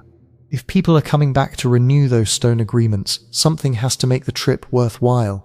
You can't eat pillars. You can admire them, you can fear them, you can tell stories about them. But if you're walking days across a rough landscape, maybe bringing children, elderly relatives, dogs, and everything you need for a week or more, there has to be a reward you can feel in your stomach. This is where archaeologists reach for a concept that shows up again and again in small-scale societies. Feasting. Not just we ate dinner together. Not just casual sharing of whatever happened to be in your pouch that day. Feasting is food turned up to 11. It's excess. It's deliberate concentration of calories, labor, and attention into a limited time and place. The basic idea is straightforward. If you want scattered bands to converge on a single hilltop, you make sure that when they arrive, there will be more food and drink there than they normally see in weeks. Meat roasted in quantities that feel almost wasteful. Fat, marrow, liver. High-value parts handed out in public. Seeds pounded into porridge, maybe baked into early breads or flat cakes. Wild fruits dried and rehydrated. If there is anything fermented, anything slightly intoxicating, this is when you bring it out. Do we have a photograph of a feast at Karahan Tepe? Of course not. What we do have in the broader Taş Tepeler region are patterns. At Göbekli Tepe, excavations have turned up huge volumes of animal bone, heavily dominated by wild game, especially gazelle, aurochs, wild sheep. Many of those bones are broken in ways consistent with marrow extraction. Some come from very young or very old animals, which you wouldn't necessarily target if you were trying to maximize long-term herd stability. There are also large stone basins, some with residues that may be linked to processing liquids, possibly brewing. Karahan Tepe is less fully excavated, and its faunal record is still being built up. Early reports talk about animal remains, but the statistics aren't yet as detailed or widely published as Göbekli's. So when we talk about large-scale feasting at Karahan Tepe specifically, we're partly leaning on analogy, sites of similar age with similar architecture, in the same cultural orbit that do show feasting signatures. If future seasons of excavation at Karahan Tepe uncover massive deposits of animal bone concentrated in certain areas, with cut marks, burning patterns, and breakage consistent with intensive butchery and cooking, that will strengthen the feasting case. So will evidence of specialized processing areas, grinding stones clustered together, hearths large enough to cook for crowds rather than for one family, dumps of ash and charred bone that suggest repeated big events rather than everyday meals. Even now, the architecture nudges us in that direction. Benches around enclosures imply people sitting, maybe listening, maybe watching something happen in the center, but they also imply people sharing time. A feast doesn't have to happen right on the benches. It could be in nearby open areas, but the idea of a socially synchronized event fits the built environment. You carve a room that can hold many bodies, and then you give them a reason to occupy it together. Feasts do several things at once. On the surface, they are obvious. They feed you. After long treks and hard work, that alone matters. Underneath, they knit alliances. If your lineage slaughters 2 extra gazelle for the gathering, everyone sees your generosity. If another group shows up with baskets of nuts they've collected from a distant valley, that contribution is remembered. The flow of food becomes the flow of obligation. You ate our meat last year. When we are in trouble, we expect you to respond. We shared our surplus with you. When we announce a marriage or ask for hunting partners, you take us seriously. In small, mobile societies, you can't store wealth very easily in objects or buildings, but you can store it in relationships. Big, memorable meals are a powerful way to deposit into that account. Feasting also smooths conflict. Hunter-gatherer ethnography from many parts of the world shows people using food-heavy gatherings to resolve tensions that, left alone, might explode into violence. When everyone is together at a ritual site, there is a structured opportunity to air grievances, trade, arrange future visits, and to do all that in a context saturated with shared pleasure. It is harder to storm off in fury when you've just accepted a generous portion of roasted meat in front of the whole community. Marriage networks fit into this too. A place like Karahan Tepe isn't just a stone theatre. It's a human crossroads. Bands that spend most of the year apart can bring their young people together. Scope out potential partners, negotiate exchanges. Food and feasts are often the stage on which these negotiations play out. Who sits with whom? Who shares which dishes? Who is given the choicest cuts? These are social signals as much as culinary decisions. From that perspective, the feasts aren't just byproducts of ritual. They are rituals. Think about the choreography of a big meal. Animals have to be hunted, trapped, or perhaps by this time penned and managed. Plants have to be gathered, maybe weeded or encouraged in particular patches. People have to agree on when to arrive, who gets what, who serves. The act of distributing food can be accompanied by spoken formulas, blessings, toasts, jokes, small performances. Children watch and learn the correct way to behave when a certain animal is presented, when a certain cut is handed over. You don't necessarily need carved figurines or altars to have religious emotion. The warmth of a full belly after a lean season, shared with dozens of others under the looming presence of pillars and carved heads, can itself feel like contact with something larger. Ancestors, spirits, the land. The boundary between practical refueling and sacred ceremony is blurry. Eating together at the right time, in the right place, in the right sequence, may have been one of the primary rituals these sites existed to host. Now layer on another emerging force in this landscape: the early management of plants and animals. By the time Karahan Tepe was active, people in this region were not farmers in the later sense, but they were not pure foragers either. Across Upper Mesopotamia, we see signs of people tending wild stands of cereals, selectively harvesting, maybe resowing, gradually nudging grasses toward domestication. There are hints of early experiments with controlling sheep and goats, corralling or culling rather than simply chasing. Why does that matter for feasts? Because once you can slightly control where food comes from and when it's available, you can plan abundance. If certain families or bands have access to particularly good stands of wild einkorn, or valleys where gazelle reliably pass, they can anticipate surpluses. They can hold back animals or grain with an eye toward a future gathering at the hilltop.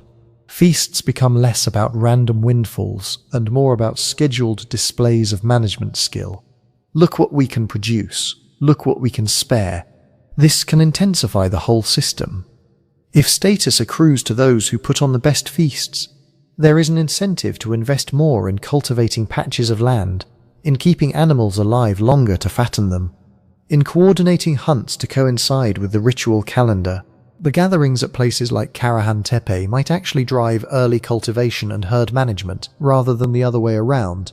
The desire to feed the feast could be a crucible for new economic behaviors. Again, we have to be careful.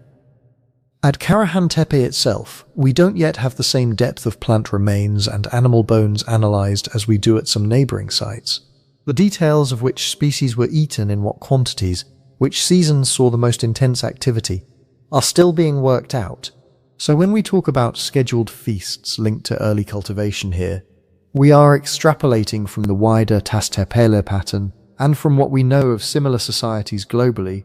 What is solid is this: a site that demands large, periodic investments of labor in a world of small mobile groups almost certainly relied on the pull of plenty. Food is one of the few things powerful enough to move people over and over again across difficult terrain, to keep them sitting together long enough to talk, argue, marry, reconcile, Remember, the stones provide the stage and the symbolism. The feasts provide the fuel. And there's one more ingredient those feasts would have needed, especially in this dry, stony landscape. Water. In a place like Karahan Tepe, water is not background. It's destiny. Look at a modern satellite map of the Şanlıurfa region and you'll see it immediately. This isn't lush forest. It's a semi-arid plateau, punctuated by wadis and seasonal streams, with long, dry summers where anything that isn't carefully stored or deeply rooted simply disappears. In that kind of world, you don't just wander and hope. You learn the rhythm. You pay attention to when the winter rains usually come, when the low spots green up, when temporary pools last longest. You know which springs are reliable through late summer and which ones fail by early autumn. Your movements, your hunting rounds, your plant gathering, your social visits, they all have a seasonal beat laid down by water. Archaeologists working in Upper Mesopotamia talk about resource mosaics rather than one single good spot. You might have rich grazing in one valley right after the rains, but better nut trees on a distant slope in late summer, and cereal stands ripening somewhere else entirely. No single location is perfect year-round, so how do you get scattered groups to converge on one stone hilltop again and again? You synchronize them to the same environmental drum. One strong hypothesis for Karahan Tepe and its sister sites is that gatherings were timed to predictable seasonal peaks, when rains had recently fallen, when nearby hollows still held pools, when animals followed fresh growth along certain routes, when wild cereals or pulses were ready to harvest. We don't yet have a detailed layer-by-layer seasonal activity chart for Karahan Tepe itself that requires fine-grained analysis of animal teeth, plant remains, and growth rings that is still ongoing. But at Göbekli Tepe, there are hints that large events clustered in particular parts of the year, likely connected to gazelle migrations, which are themselves linked to rainfall and pasture cycles. If that pattern holds across the Taş Tepeler sites, you can imagine something like this. As winter rains soften the land, grasses and herbs pop up in the depressions and along the shallow valleys. Herds of gazelle move to take advantage. So do human groups, following the same seasonal bounty. Certain low passes and ridges become predictable highways. Not paved, but nonetheless well known. You go this way in this month because your grandparents did, and their grandparents before them. Ridgetop sites like Karahan Tepe sit exactly where those invisible highways converge. From a distance, the plateau rises gently. Up close, it's a network of shallow basins and limestone outcrops. A prominent spur with carved pillars isn't just a random choice. It's a landmark pinned to the routes people already use. When you crest that rise, you not only see others approaching from different valleys, you can also look down and read the state of the land. How green the hollows are, how full the temporary ponds look, where game might be concentrating. Even if the site doesn't sit on a big permanent spring, it doesn't have to. In a seasonal world, good enough for a few weeks can be plenty. Archaeologists have been looking more carefully in recent years for water management features at early sites. Carved basins fed by runoff, plaster-lined pits that might have held stored water, channels cut into bedrock. At some Neolithic villages in the broader region, there are clear cisterns and wells. At Karahan Tepe, the picture is still emerging. There are bedrock depressions, hollows, and possible basins that might have collected rainwater, but their exact functions are still debated. So we have to be honest. Nobody can yet point to a neat row of obvious stone cisterns and say, this is how they watered the crowds. What we can say is that these people were perfectly capable of reading and manipulating water on the landscape. They were shaping stone on a massive scale. They understood slopes and gravity well enough to lay out terraces and enclosures. It would be surprising if they hadn't also noticed that carving a shallow basin in the right place could stretch the usefulness of a rain event by days or weeks. Even a small improvement matters. A natural depression deepened into a bowl could hold enough water for a short gathering. A crack in the rock widened into a gutter could feed a storage pit. We may eventually find plaster traces or micro-erosion patterns that make these systems clearer.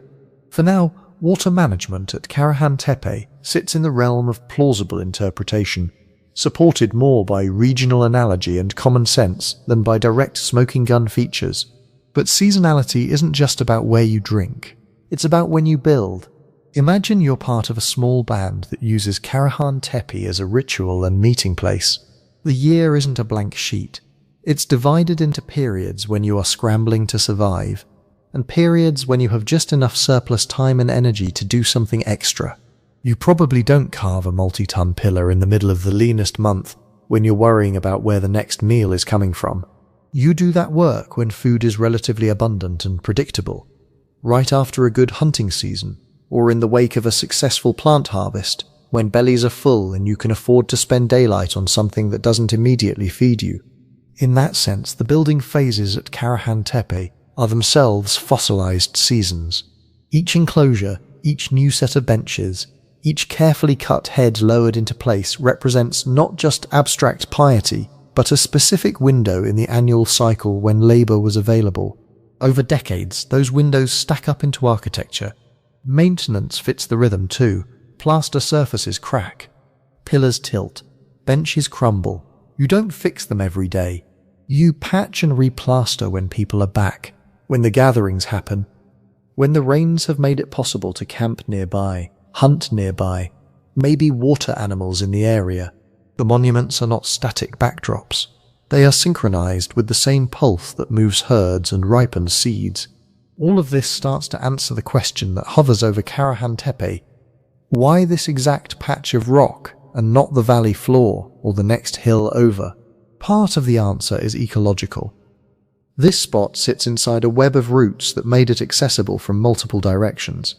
It likely lay close enough to seasonal water and grazing to support short, intense occupations without exhausting local resources. Its bedrock offered solid footing for heavy stones and natural contours that could be carved into rooms and basins. It was high enough to see and be seen, but not so remote as to be impractical. But part of the answer is not something you can measure in liters or calories.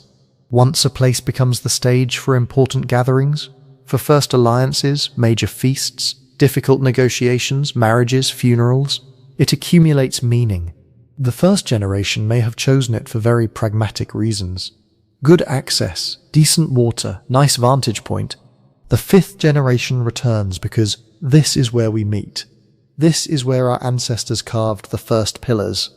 This is where the great feast happened in the year of the long rain. Ecology gives you the options. Memory and symbolism narrow them down to one hill.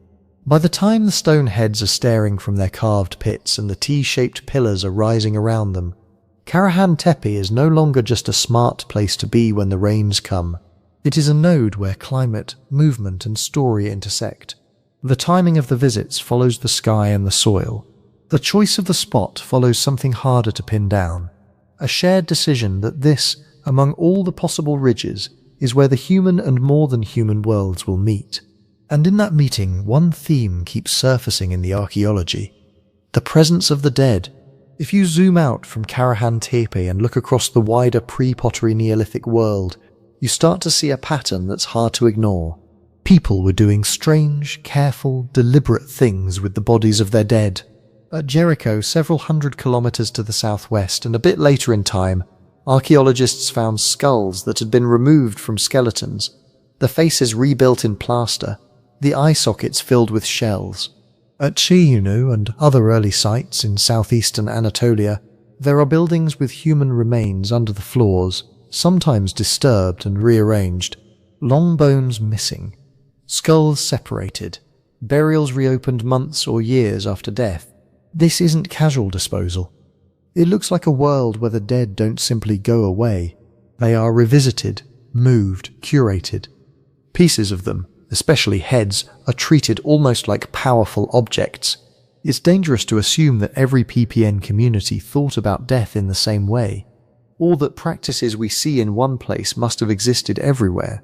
But when skull retrieval, secondary burial, and close physical proximity to the dead keep turning up from the Levant to Upper Mesopotamia, it suggests a broad shared idea.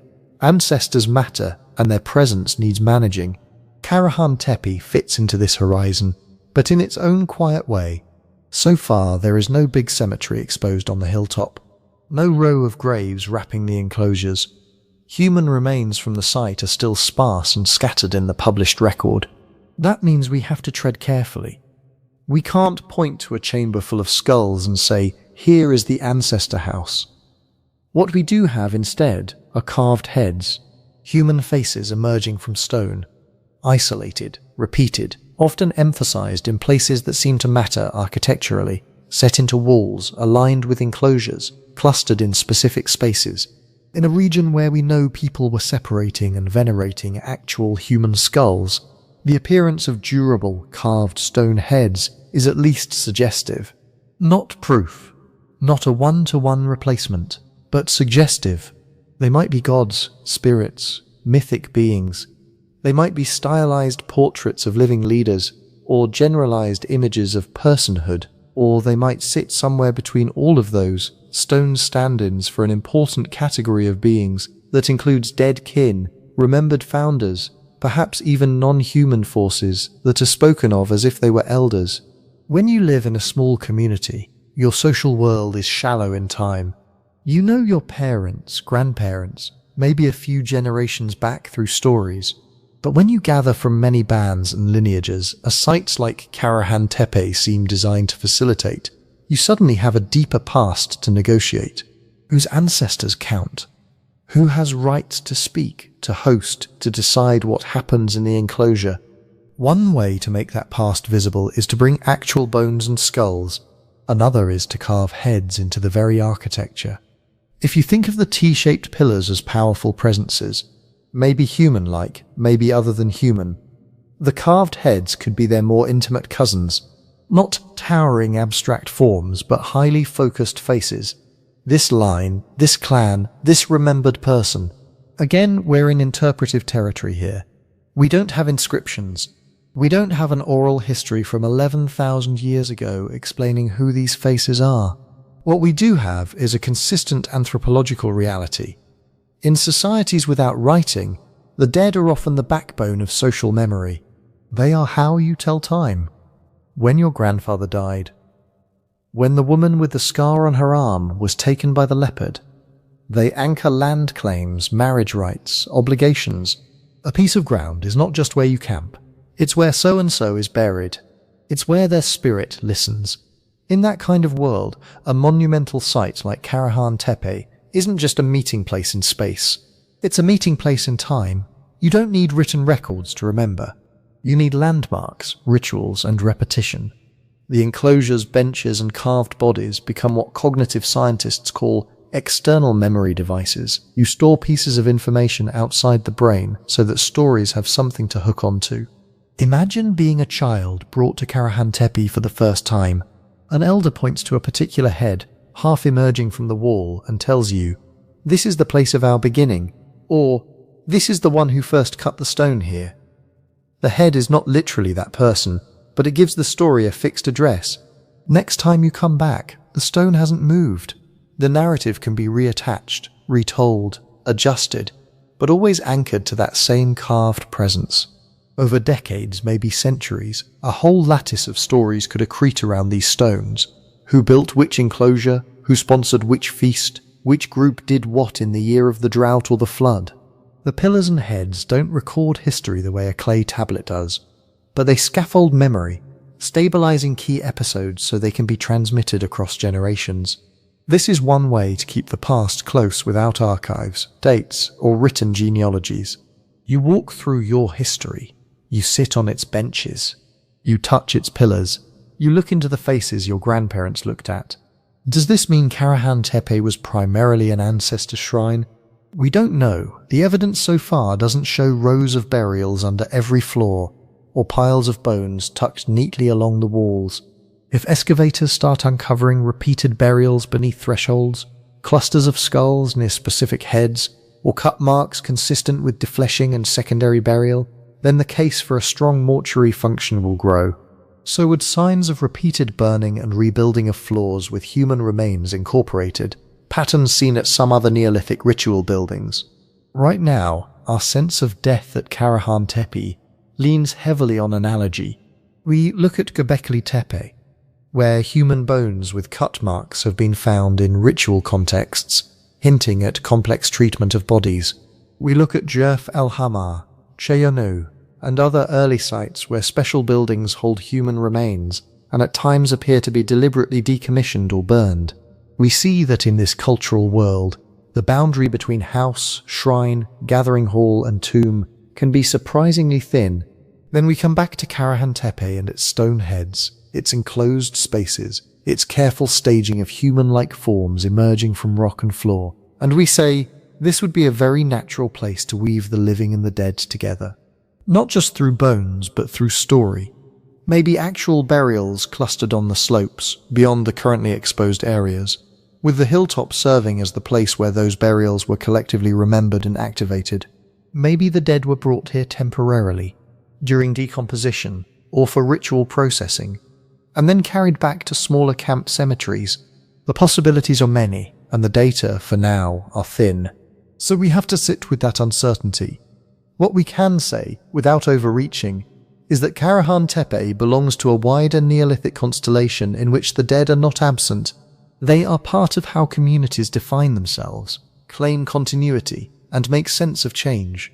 The architecture we see, the heads, the pillars, the enclosing walls, provides the perfect stage for that work of remembrance.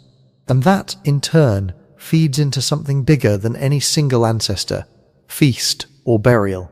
Because when you start building places that hold memory in stone, you're not just recalling the past, you're inventing a new kind of future. For most of the last century, the story went like this. First, people domesticated plants and animals. Farming made food more predictable. Predictable food let groups settle down, build permanent houses, store grain, raise larger families.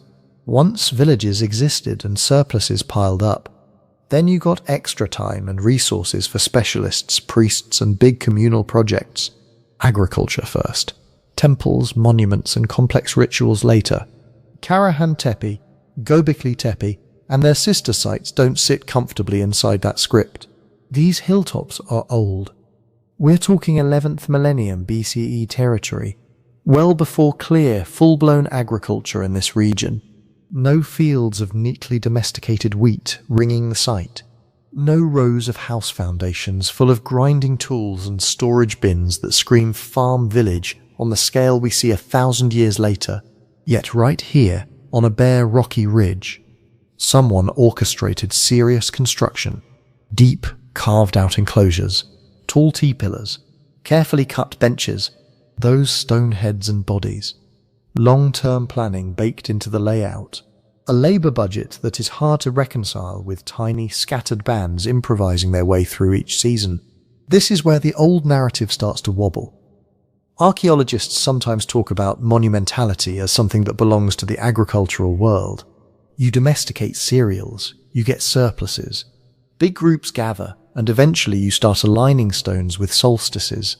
But the Taş Tepeler sites suggest another possibility. That at least in this region and in this slice of time, big ritual spaces may have come first, or, more cautiously, that they were developing in tight lockstep with the earliest moves toward cultivation, not after, alongside, entangled. That doesn't mean foragers suddenly woke up one day and invented cathedrals out of nowhere. The people climbing this ridge almost certainly had complex social lives, rich traditions, and deep symbol systems going back many thousands of years. They were already very good at coordinating hunts, sharing food, and remembering obligations. What's new here is the scale and fixity of the place where that social world takes physical form. Instead of rituals carried in bodies, firesides, and portable objects alone, you get rituals anchored in heavy architecture, stone that stays put year after year. To build something like that, you need more than a whim. You need people to agree to show up. To haul stone, to carve, to share tasks, food and time. That, in turn, means you need some confidence that when you call, others will answer, that they will be alive, available, and willing. One way to increase that confidence is to tame parts of the landscape itself. Plant a little more wild grain in promising patches. Encourage certain stands of pistachio or almond. Learn when to expect gazelle herds on nearby steppe. Maybe start keeping a few animals closer, a little longer, hedging your bets against a bad hunt. Karahan Tepe and its neighbours slot neatly into this kind of model. Not pure foragers, not yet full-time farmers. Something in between. People experimenting with cultivation and herding in a world already threaded together by ritual gatherings at prominent hills. From this angle, monument building doesn't look like a byproduct of agriculture. It looks like one of the engines pushing people toward it. Think about the feedback loop. If you have a place like Karahan Tepe that many groups are invested in, there's a strong incentive to make sure your next gathering is well supplied. You want to host a feast that impresses allies, honors ancestors, perhaps marks seasonal transitions correctly.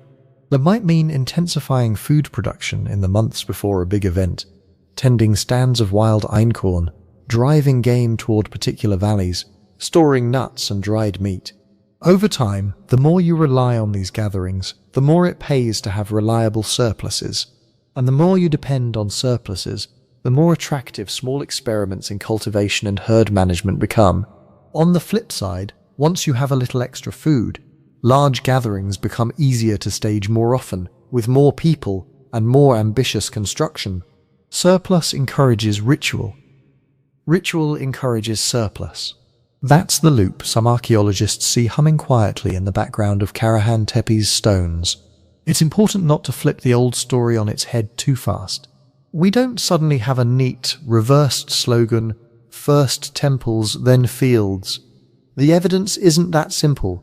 At the moment, what we see across the early Holocene Near East is messy and patchy. In some regions, like the southern Levant, plant management and proto-farming seem to take shape early, with modest ritual architecture woven through emerging villages. In Upper Mesopotamia, at places like Göbekli Tepe, Karahan Tepe, Soft Tepe, and others, the most visually striking early evidence is these ritual enclosures, while clear signs of fully domestic cereals and classic village life show up a bit later. Different valleys, different sequences, different emphasis. No single master timeline. That's why archaeologists talk in terms of multiple pathways to domestication and diverse Neolithic trajectories. Instead of one road from foraging to farming to cities, there are many parallel tracks, sometimes crossing, sometimes diverging. Karahan Tepe belongs to a track where monumentality and gathering may have been a decisive early move. In this story, social and symbolic complexity are not late luxuries. They are fundamental drivers. You start staging periodic, large-scale rituals in fixed places. Those rituals demand coordination, predictability, and stored energy. Slowly, that pressure reshapes how people relate to plants, animals, and each other. But it's still a model, a way of knitting together different strands of data: radiocarbon dates, plant remains, animal bones, architecture, tool types, into a coherent picture. New finds can and do complicate it. If, for example, future excavations around Karahan Tepe uncover clear, early evidence for heavy cultivation, densities of grinding stones, storage pits lined and replastered, plant remains with strong domestication traits that might shift the balance toward a more conventional village plus shrine interpretation. If instead we find even stronger indications of seasonal use, with wild resources dominating the diet and little sign of long-term residential occupation, the ritual hub drawing in mobile groups model will look more secure. Right now, both scenarios have some support. Neither is fully locked in. What we can say, with some confidence, is that Karahan Tepe sits inside a wider wave of change rolling across Southwest Asia after the end of the Younger Dryas. Temperatures are stabilizing. Plant communities are rearranging. Animal ranges are shifting. Human populations are nudging upward. Networks of exchange seem to be thickening, moving obsidian, ideas, and perhaps marriage partners across long distances. In that changing world, certain places start to crystallize as nodal points, high, visible ridges, springs and seeps in otherwise dry country, crossroads between ecological zones. Karahan Tepe is one of those nodes. It anchors people in space and, as we've seen, in time. And once you have such anchors, the ground around them begins to feel different. Hearths multiply, paths get worn, Small habitations appear, perhaps intermittently at first, then for longer stretches. Plots of ground near the hilltop are visited, revisited, and gradually reshaped by human attention. Wild plants that do well with disturbance gain an edge. You can almost see the long arc of civilization beginning to bend into view, not as a sudden invention, but as an emergent property of many small decisions. Where to meet, how to remember, what to plant, who to feed, which stones to raise. Karahan Tepe doesn't give us a clean, definitive origin story. It offers something more interesting. A snapshot from the middle of the transition, when the categories we like to use, hunter, farmer, temple, village, don't separate neatly yet. The carved heads, the T-pillars, the benches and basins, the careful choreography of space, all speak of people already thinking at scales larger than the family, longer than a season. People using stone to stabilize relationships, obligations and stories in a world where everything else, climate, herds, harvests, was still in flux. Civilization, in this light, isn't just about the first city walls or the first written law code. It's about the earlier decision to keep coming back to the same place again and again, and to make that place worthy of return. And that brings us toward another hill, not so far away, where this same impulse takes a slightly different shape. Göbekli Tepe, and the wider Taş Tepeler world that ties these early experiments together. If you walk the map instead of the timeline, one of the first surprises is how close these places really are. Karahan Tepe and Göbekli Tepe sit in the same broader upland zone of southeastern Turkey, on ridges that look out over steppe and lowland. They're not neighbours in a village sense, you're not strolling between them after dinner, but they're comfortably within the kind of distance mobile groups could cover seasonally. Same region, same rough time window. Some of the same big ideas in stone. And yet, when you stand in the plans archaeologists have drawn, they feel like different dialects of a shared architectural language. Göbekli Tepe is the one that first jolted the field awake. Circular and oval enclosures, some over 10 meters across. Pairs of towering T-shaped pillars in the center, ringed by smaller T-pillars set into low stone walls. Rich carvings of animals wrapping around those pillars. Foxes, snakes, boars, birds, wild cattle, sliding over each other in dense, almost overwhelming compositions. It's a place where the animal world is shouting from the stone. Karahan Tepe, in contrast, so far looks more introspective. Yes, it has T-pillars. Yes, there are carved animals here too, and shared themes across the region, snakes, for example, and certain abstract symbols. But Karahan's most arresting features are different. The human, or at least humanoid presence is turned up. You have that extraordinary row of carved heads emerging from a bedrock wall, partially three-dimensional, partially trapped, like ancestors half-risen from the stone. You have sculpted bodies and phallic forms integrated into the architecture. You have that deep, bottle-shaped pool or chamber with a standing pillar in the middle that reads, to many as intensely embodied space. The emphasis shifts from animals in motion, encircling the viewer, to human-like forms and anatomies embedded in the structure itself. Part of this difference may be bias in what we're allowed to see. Göbekli Tepe has been under excavation and conservation far longer. More of its enclosures are exposed. We have a better sense of its layout at different phases. Some earlier, more monumental rounds. Later, smaller, perhaps more domesticated structures. A long sequence of building, modification and deliberate burial. Karahan Tepe is catching up, but much of it is still underground. We're looking at a partially excavated complex and trying to infer the whole story from a few open windows. It's entirely possible that more zoomorphic imagery, or more Göbekli-like arrangements, are still waiting in the unexcavated areas.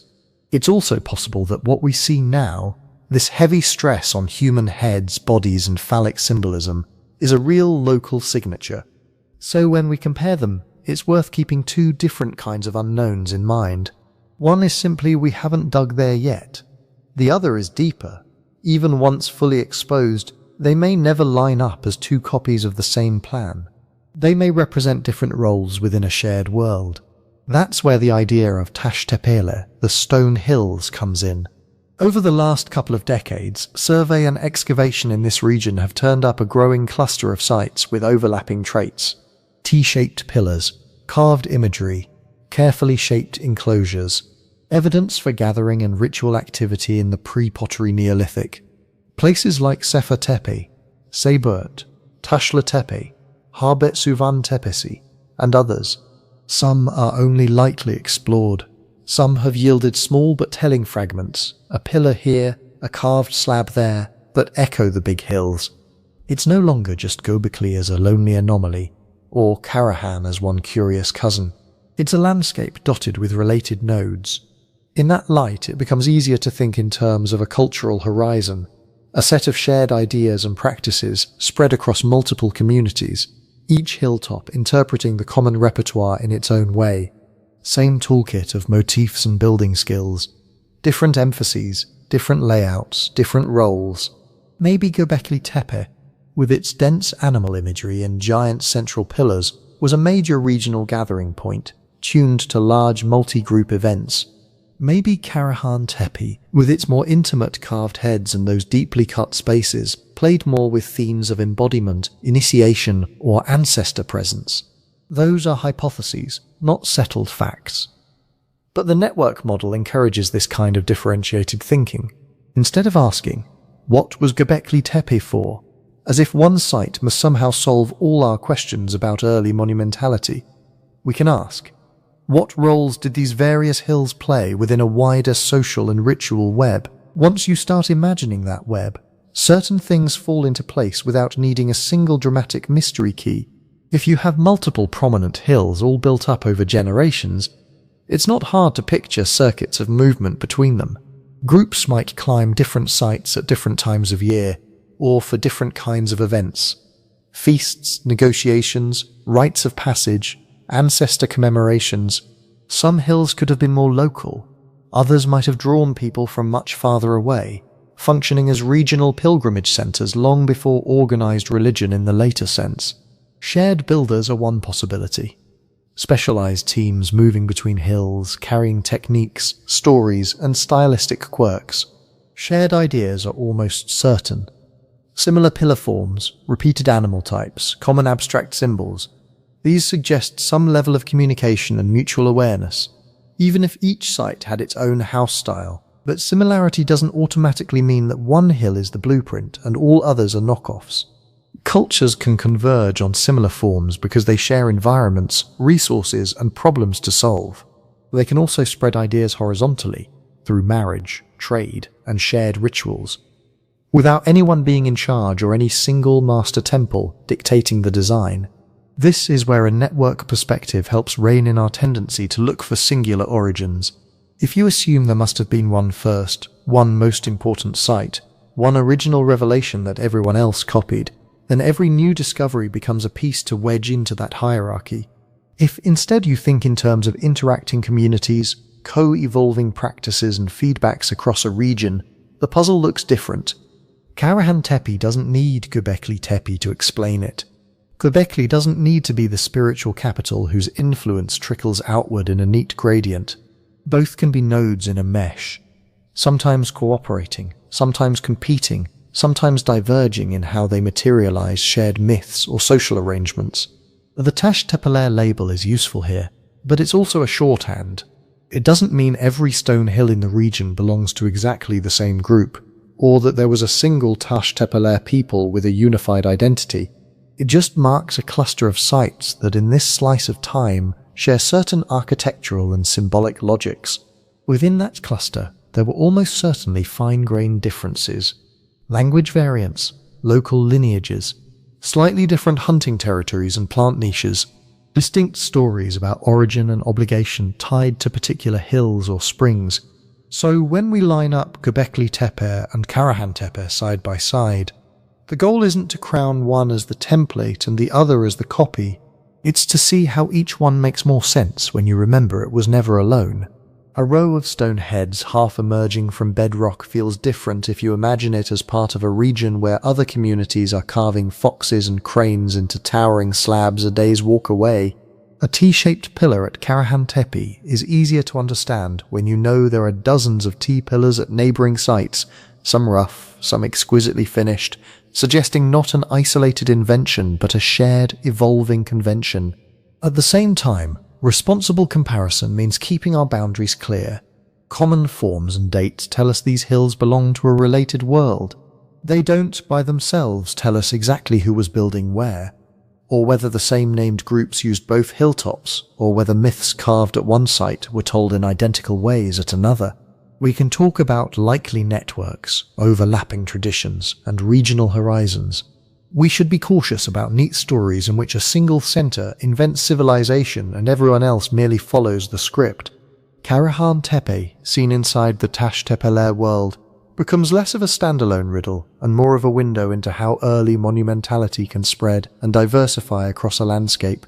And that in turn changes how we think about its ending, about why someone at some point chose not just to build these places, but to fill them in, cover them, and let the hills go quiet. If you step back from the romance and just look at the dirt, one of the strangest things about this whole world is not that people built these places. It's that, after generations of use, they buried them. At Göbekli Tepe, this is one of the clearest signatures we have. The big enclosures weren't just abandoned to collapse slowly in the weather. They were deliberately backfilled. The spaces between pillars were packed with soil, broken stone, animal bones, fragments of tools. Walls were entombed, floors covered, monuments smoothed back into anonymous mounds. Karahan Tepe, so far as we can see, seems to follow a similar pattern. We don't yet have as detailed a phase-by-phase sequence as at Göbekli, but there is strong evidence that certain built spaces were intentionally infilled rather than simply left to decay. In the dry language of excavation reports, this shows up as rapid, intentional deposition, or structured backfill. In plain language, people came with baskets of material and filled their own sacred architecture up to the brim.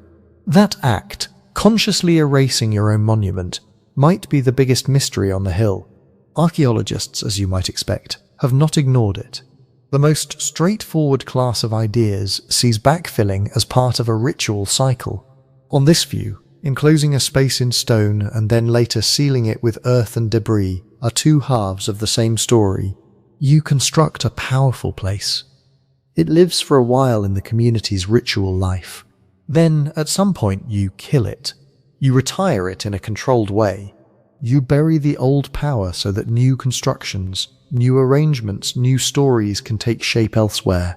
We have parallels for this in later periods.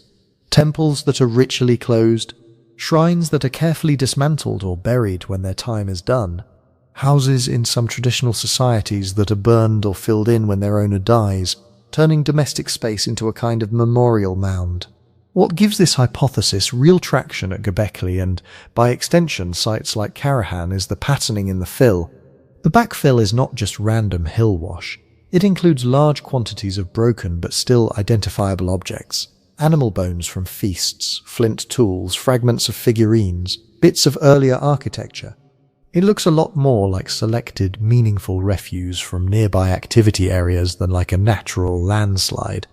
In that reading, the infilling is an act of transformation. You aren't just hiding the pillars. You're packing the space with the physical memory of what happened there. Meals, tools, offerings, and then sealing it. But ritual closure is only part of the picture, because nothing in human life happens in a vacuum. These hills sit in a world that was changing fast. Karahan Tepe and its neighbours belong to the Pre-Pottery Neolithic, a time when groups across this region were shifting from highly mobile foraging toward more anchored lives. Not static village farming yet, but more regular returns to particular spots, longer stays in certain seasons, more investment in built structures. Overlay that with climate. The tail end of the Younger Dryas a sharp, cold snap, and the transition into the early Holocene. Warmer, generally wetter, more stable. Over a few centuries, the same landscapes could become more predictable, more forgiving. Plant communities shifted. Animal ranges adjusted. New options opened for people who were already experimenting with cereals, herd management, more intensive use of particular territories. In that context, Backfilling might mark more than a change in ritual fashion. It could track shifts in how people moved, where they gathered, and what counted as a focal place. One line of thought sees the burial of sites like Göbekli and Karahan as part of a move downhill, as fertile lowlands and river valleys became more attractive, better for early cultivation, more reliable for water. Groups might have shifted some of their major gatherings away from exposed upland ridges. If the center of gravity of your social and economic life is migrating toward new, more productive zones, the old hilltop sanctuaries might start to feel less central. You don't simply forget them. You give them an ending. You close them, sometimes elaborately, and consolidate your efforts closer to where you now live and work. Another related idea focuses on social change. These early monumental projects probably required cooperation across multiple bands or lineages. Coordinating labor to quarry, carve, haul, and set T-pillars is not a casual weekend project. It implies a social fabric capable of mobilizing people beyond the everyday. If that fabric changes, if alliances shift, if key lineages lose influence, if new leaders favor different styles of gathering or different symbols, it's easy to imagine a scenario where older enclosures become politically charged. Backfilling, in this light, can be a way of neutralizing contested monuments. Rather than letting one group continue to claim special access to a powerful place, the community literally removes it from the landscape. The story remains, but the physical stage is gone. There are also more prosaic pressures. Resource stress, for example. Even in a generally improving climate, local environments can be pushed hard. Overhunting of favored game near major gathering sites, or overuse of certain plant communities, could have made some hills less attractive as long-term foci. Backfilling might coincide with a practical decision. We can no longer support the same scale of feasts or events here, so which of these explanations is actually backed by the ground? The direct evidence is strongest for two things: that the backfilling was deliberate and comparatively rapid, and that the material used to fill the enclosures came from activity associated with the sites themselves: feasting, tool-making, everyday use around the monuments. The idea of ritual closure, of killing a building, is strongly suggested by that patterning and by cross-cultural comparisons. The links to climate transition, changing mobility, shifting settlement patterns, and resource pressures are more interpretive. They fit what we know from regional environmental data and from the broader spread of Neolithic villages, but they remain hypotheses rather than proven causes for any particular pit of fill. We can say with some confidence that Göbekli Tepe's big enclosures did not simply fall out of use and slowly silt up. People chose to pack them, and then they walked away. For Karahan Tepe, emerging stratigraphy points towards similar intentionality, though the sequence is still being worked out. We cannot yet say exactly why any given enclosure was filled on a particular generation's watch. Before we look ahead to what these choices mean for the story of civilization, a quick pause. If you find yourself wanting to go deeper into these long, quiet histories while you fall asleep, there is a full-length book built from this kind of slow, evidence-based storytelling. You can find it at sleepytimehistory.com, and there's a discount running this week if you want to pick it up. It follows the same calm, curiosity-driven approach you're hearing now, just in page form. Back on the hill, the other major limit we have to live with is simply how much is still underground. At Göbekli Tepe, only a fraction of the mound has been excavated, and already the picture has shifted over time, from an early focus on giant, animal-covered enclosures to a more layered story with later, smaller structures, possible domestic features, and a long history of rebuilding and burying. Karahan Tepe is even less exposed. Those striking heads and chambers are open windows, not a full floor plan. We do not yet know how many phases of construction and infilling lie beneath, or whether there are earlier, more massive or more modest arrangements waiting under the current levels. Each season of work has the potential to complicate the tidy narratives we're tempted to tell now. Maybe we'll find that some spaces were reopened after partial burial. Maybe we'll find evidence that not all structures were filled, that some were allowed to weather naturally while others were sealed with care. Maybe patterns of animal bones in the fill will point toward very specific closing ceremonies, last feasts before the earth was poured in. Or maybe we will discover entirely new types of spaces at Karahan or neighboring hills that don't fit the Göbekli template at all, forcing us to rethink how uniform this ritual closure really was. For now, we inhabit a productive tension. We know enough to say that backfilling mattered. It was an action, not an accident. It speaks to changing relationships with these stone spaces over time. We don't yet know enough to reduce that action to a single, neat explanation. Any honest account of Karahan Tepe's life cycle has to leave room for multiple scales at once. Ritual logics we only dimly grasp, social negotiations we can infer but not name, climate and resource shifts humming in the background, and the stubborn fact that most of the evidence is still in the ground. The hills went quiet. That much is clear. Exactly how and exactly why are still questions in motion. Questions that shape how we think about what came next. When people who had once carved heads from bedrock and raised T-pillars on ridges began, instead, to build something new on lower ground. So where does all of this leave us, standing in front of those buried heads and pillars? If we strip things back to what the evidence actually supports, a few themes keep returning. Karahan Tepe sits in a landscape of hills that were not random campsites, but focal points. Places people came back to. Places they invested in with architecture that went far beyond what a small mobile band would ever need for shelter. The carved heads, the T-shaped pillars, the sunken enclosures with benches and carefully prepared floors, the concentrations of animal bone and worked stone. Taken together, they point strongly toward gathering. Not just any gathering. Organized, repeated, socially meaningful events. One model sees these hills as ritual gathering centers. On this view, communities that spent most of the year scattered in small groups used places like Karahan and Göbekli as periodic magnets. Times when people converged, performed shared ceremonies, renewed alliances, and reaffirmed stories about who they were. The architecture supports that. Semi-subterranean spaces that can hold groups, benches that imply seating and viewing, central pillars that act as focal points. The labor investment itself, the quarrying and carving, becomes part of the ritual life of the community. A second model emphasizes feasting and the pull of plenty. Here, the animal bones and food debris are not background noise, but the main event. People may have used these sites as stages for large occasional feasts, moments when stored surplus or seasonally abundant resources were converted into social capital. In that reading, Karahan Tepe is a machine for turning food into relationships. Marriages arranged, disputes settled, knowledge exchanged, ritual obligations fulfilled in the glow of meat shared and drink poured. A third model focuses on social memory and ancestors. On this line of thought, the carved heads, the upright pillars shaped like stylized bodies, the repeated use and eventual burial of enclosures are all about maintaining a living past. The stone figures become more than decoration.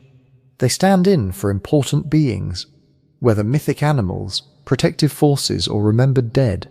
The act of building, using, and then carefully burying an enclosure becomes a way of embedding those relationships into the land itself. Karahan, in this view, is not just a ritual center, but a landscape archive. A place where stories, lineages, and obligations are written in limestone and then folded back into the hill. These are models, not settled facts. All of them fit parts of the evidence. None of them captures everything. The strongest ground we have is this. Whatever specific stories people told here, Karahan Tepe and its sister sites show that complex social life, coordinated labor, shared symbols, long-term planning was in full swing thousands of years before settled farming villages and cities. For a long time, the neat story went like this. First agriculture, then surplus, then hierarchy and temples and monuments. You plant fields, you grow more food than you immediately need, and only then can you spare the time and organization to build big, unnecessary things. Karahan Tepe quietly undermines that sequence.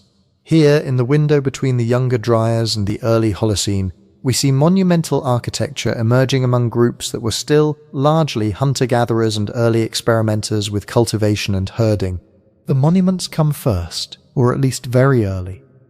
That suggests that the desire to gather, to mark special places, to make durable symbols in stone, may have been one of the engines that pulled people toward more settled lives, rather than a byproduct of farming that was already in place. It also reframes what we mean by civilization. If by civilization we mean writing, bureaucrats, and city walls, then these hills are pre-civilizational. But if we mean the deep habits that make those later structures possible, cooperation at scale, shared beliefs maintained over generations, investment in spaces that matter more than any one family, then the roots run right through Karahan. And yet, for all that, the questions still outweigh the answers. Future excavation might tell us whether the carved heads were always buried up to their neck, or whether some originally stood fully exposed before later remodeling. Whether the headroom with the central pillar at Karahan was a unique one-off, or part of a repeated architectural grammar across the Taş Tepeler region. Whether residues on stone or microscopic wear on floors and benches can give us more concrete clues about what people actually did in these spaces. Stood in processions, sat to eat, ground grain, performed specific, repeated gestures. Whether DNA from bones in the fills can reveal how wide the catchment was for these events. Were people coming from a few nearby valleys or from much farther away? Whether we'll find clear evidence of early plant management or animal corralling tied directly to these gatherings, tightening the link between monument building and the first steps toward farming. And, perhaps most delicate of all, whether we will ever be able to say with confidence that particular stones were meant to be ancestors, or spirits, or gods, or whether that category itself is too coarse for a world 11,000 years removed from our own. For now, the stone faces mostly answer our questions with their own silence. They ask us to be patient, to hold more than one possibility in mind at once, to resist the urge to flatten their world into tidy narratives that fit our preferences. They remind us that people who had never seen a city or a book could still imagine complex, layered realities, and were willing to carve those realities into rock and then carefully hide them away. Standing at the end of their story, we can only move slowly. If you've drifted with this far into the deep past, and you'd like more of these long, quiet journeys through prehistory, there's a whole book built in this same calm, evidence-first way. If you'd like to help this kind of content reach more people, you can gently tap like and subscribe so you don't miss future episodes. I'd also love to hear where you're listening from, whether it's a city apartment, a farmhouse, a dorm room, or somewhere in between. Let me know in the comments. Somewhere under the soil at Karahan Tepe, more faces are still waiting. For now, we leave them where they are, and we leave ourselves with a simple, humbling thought. For a brief moment 11,000 years ago, on a stony ridge in southeastern Anatolia, people poured their ingenuity and their labor into stone, for reasons we only partly grasp. We are latecomers to their story. Our task is not to make them more like us, but to listen carefully and accept that some of what those stone faces know will never quite be ours.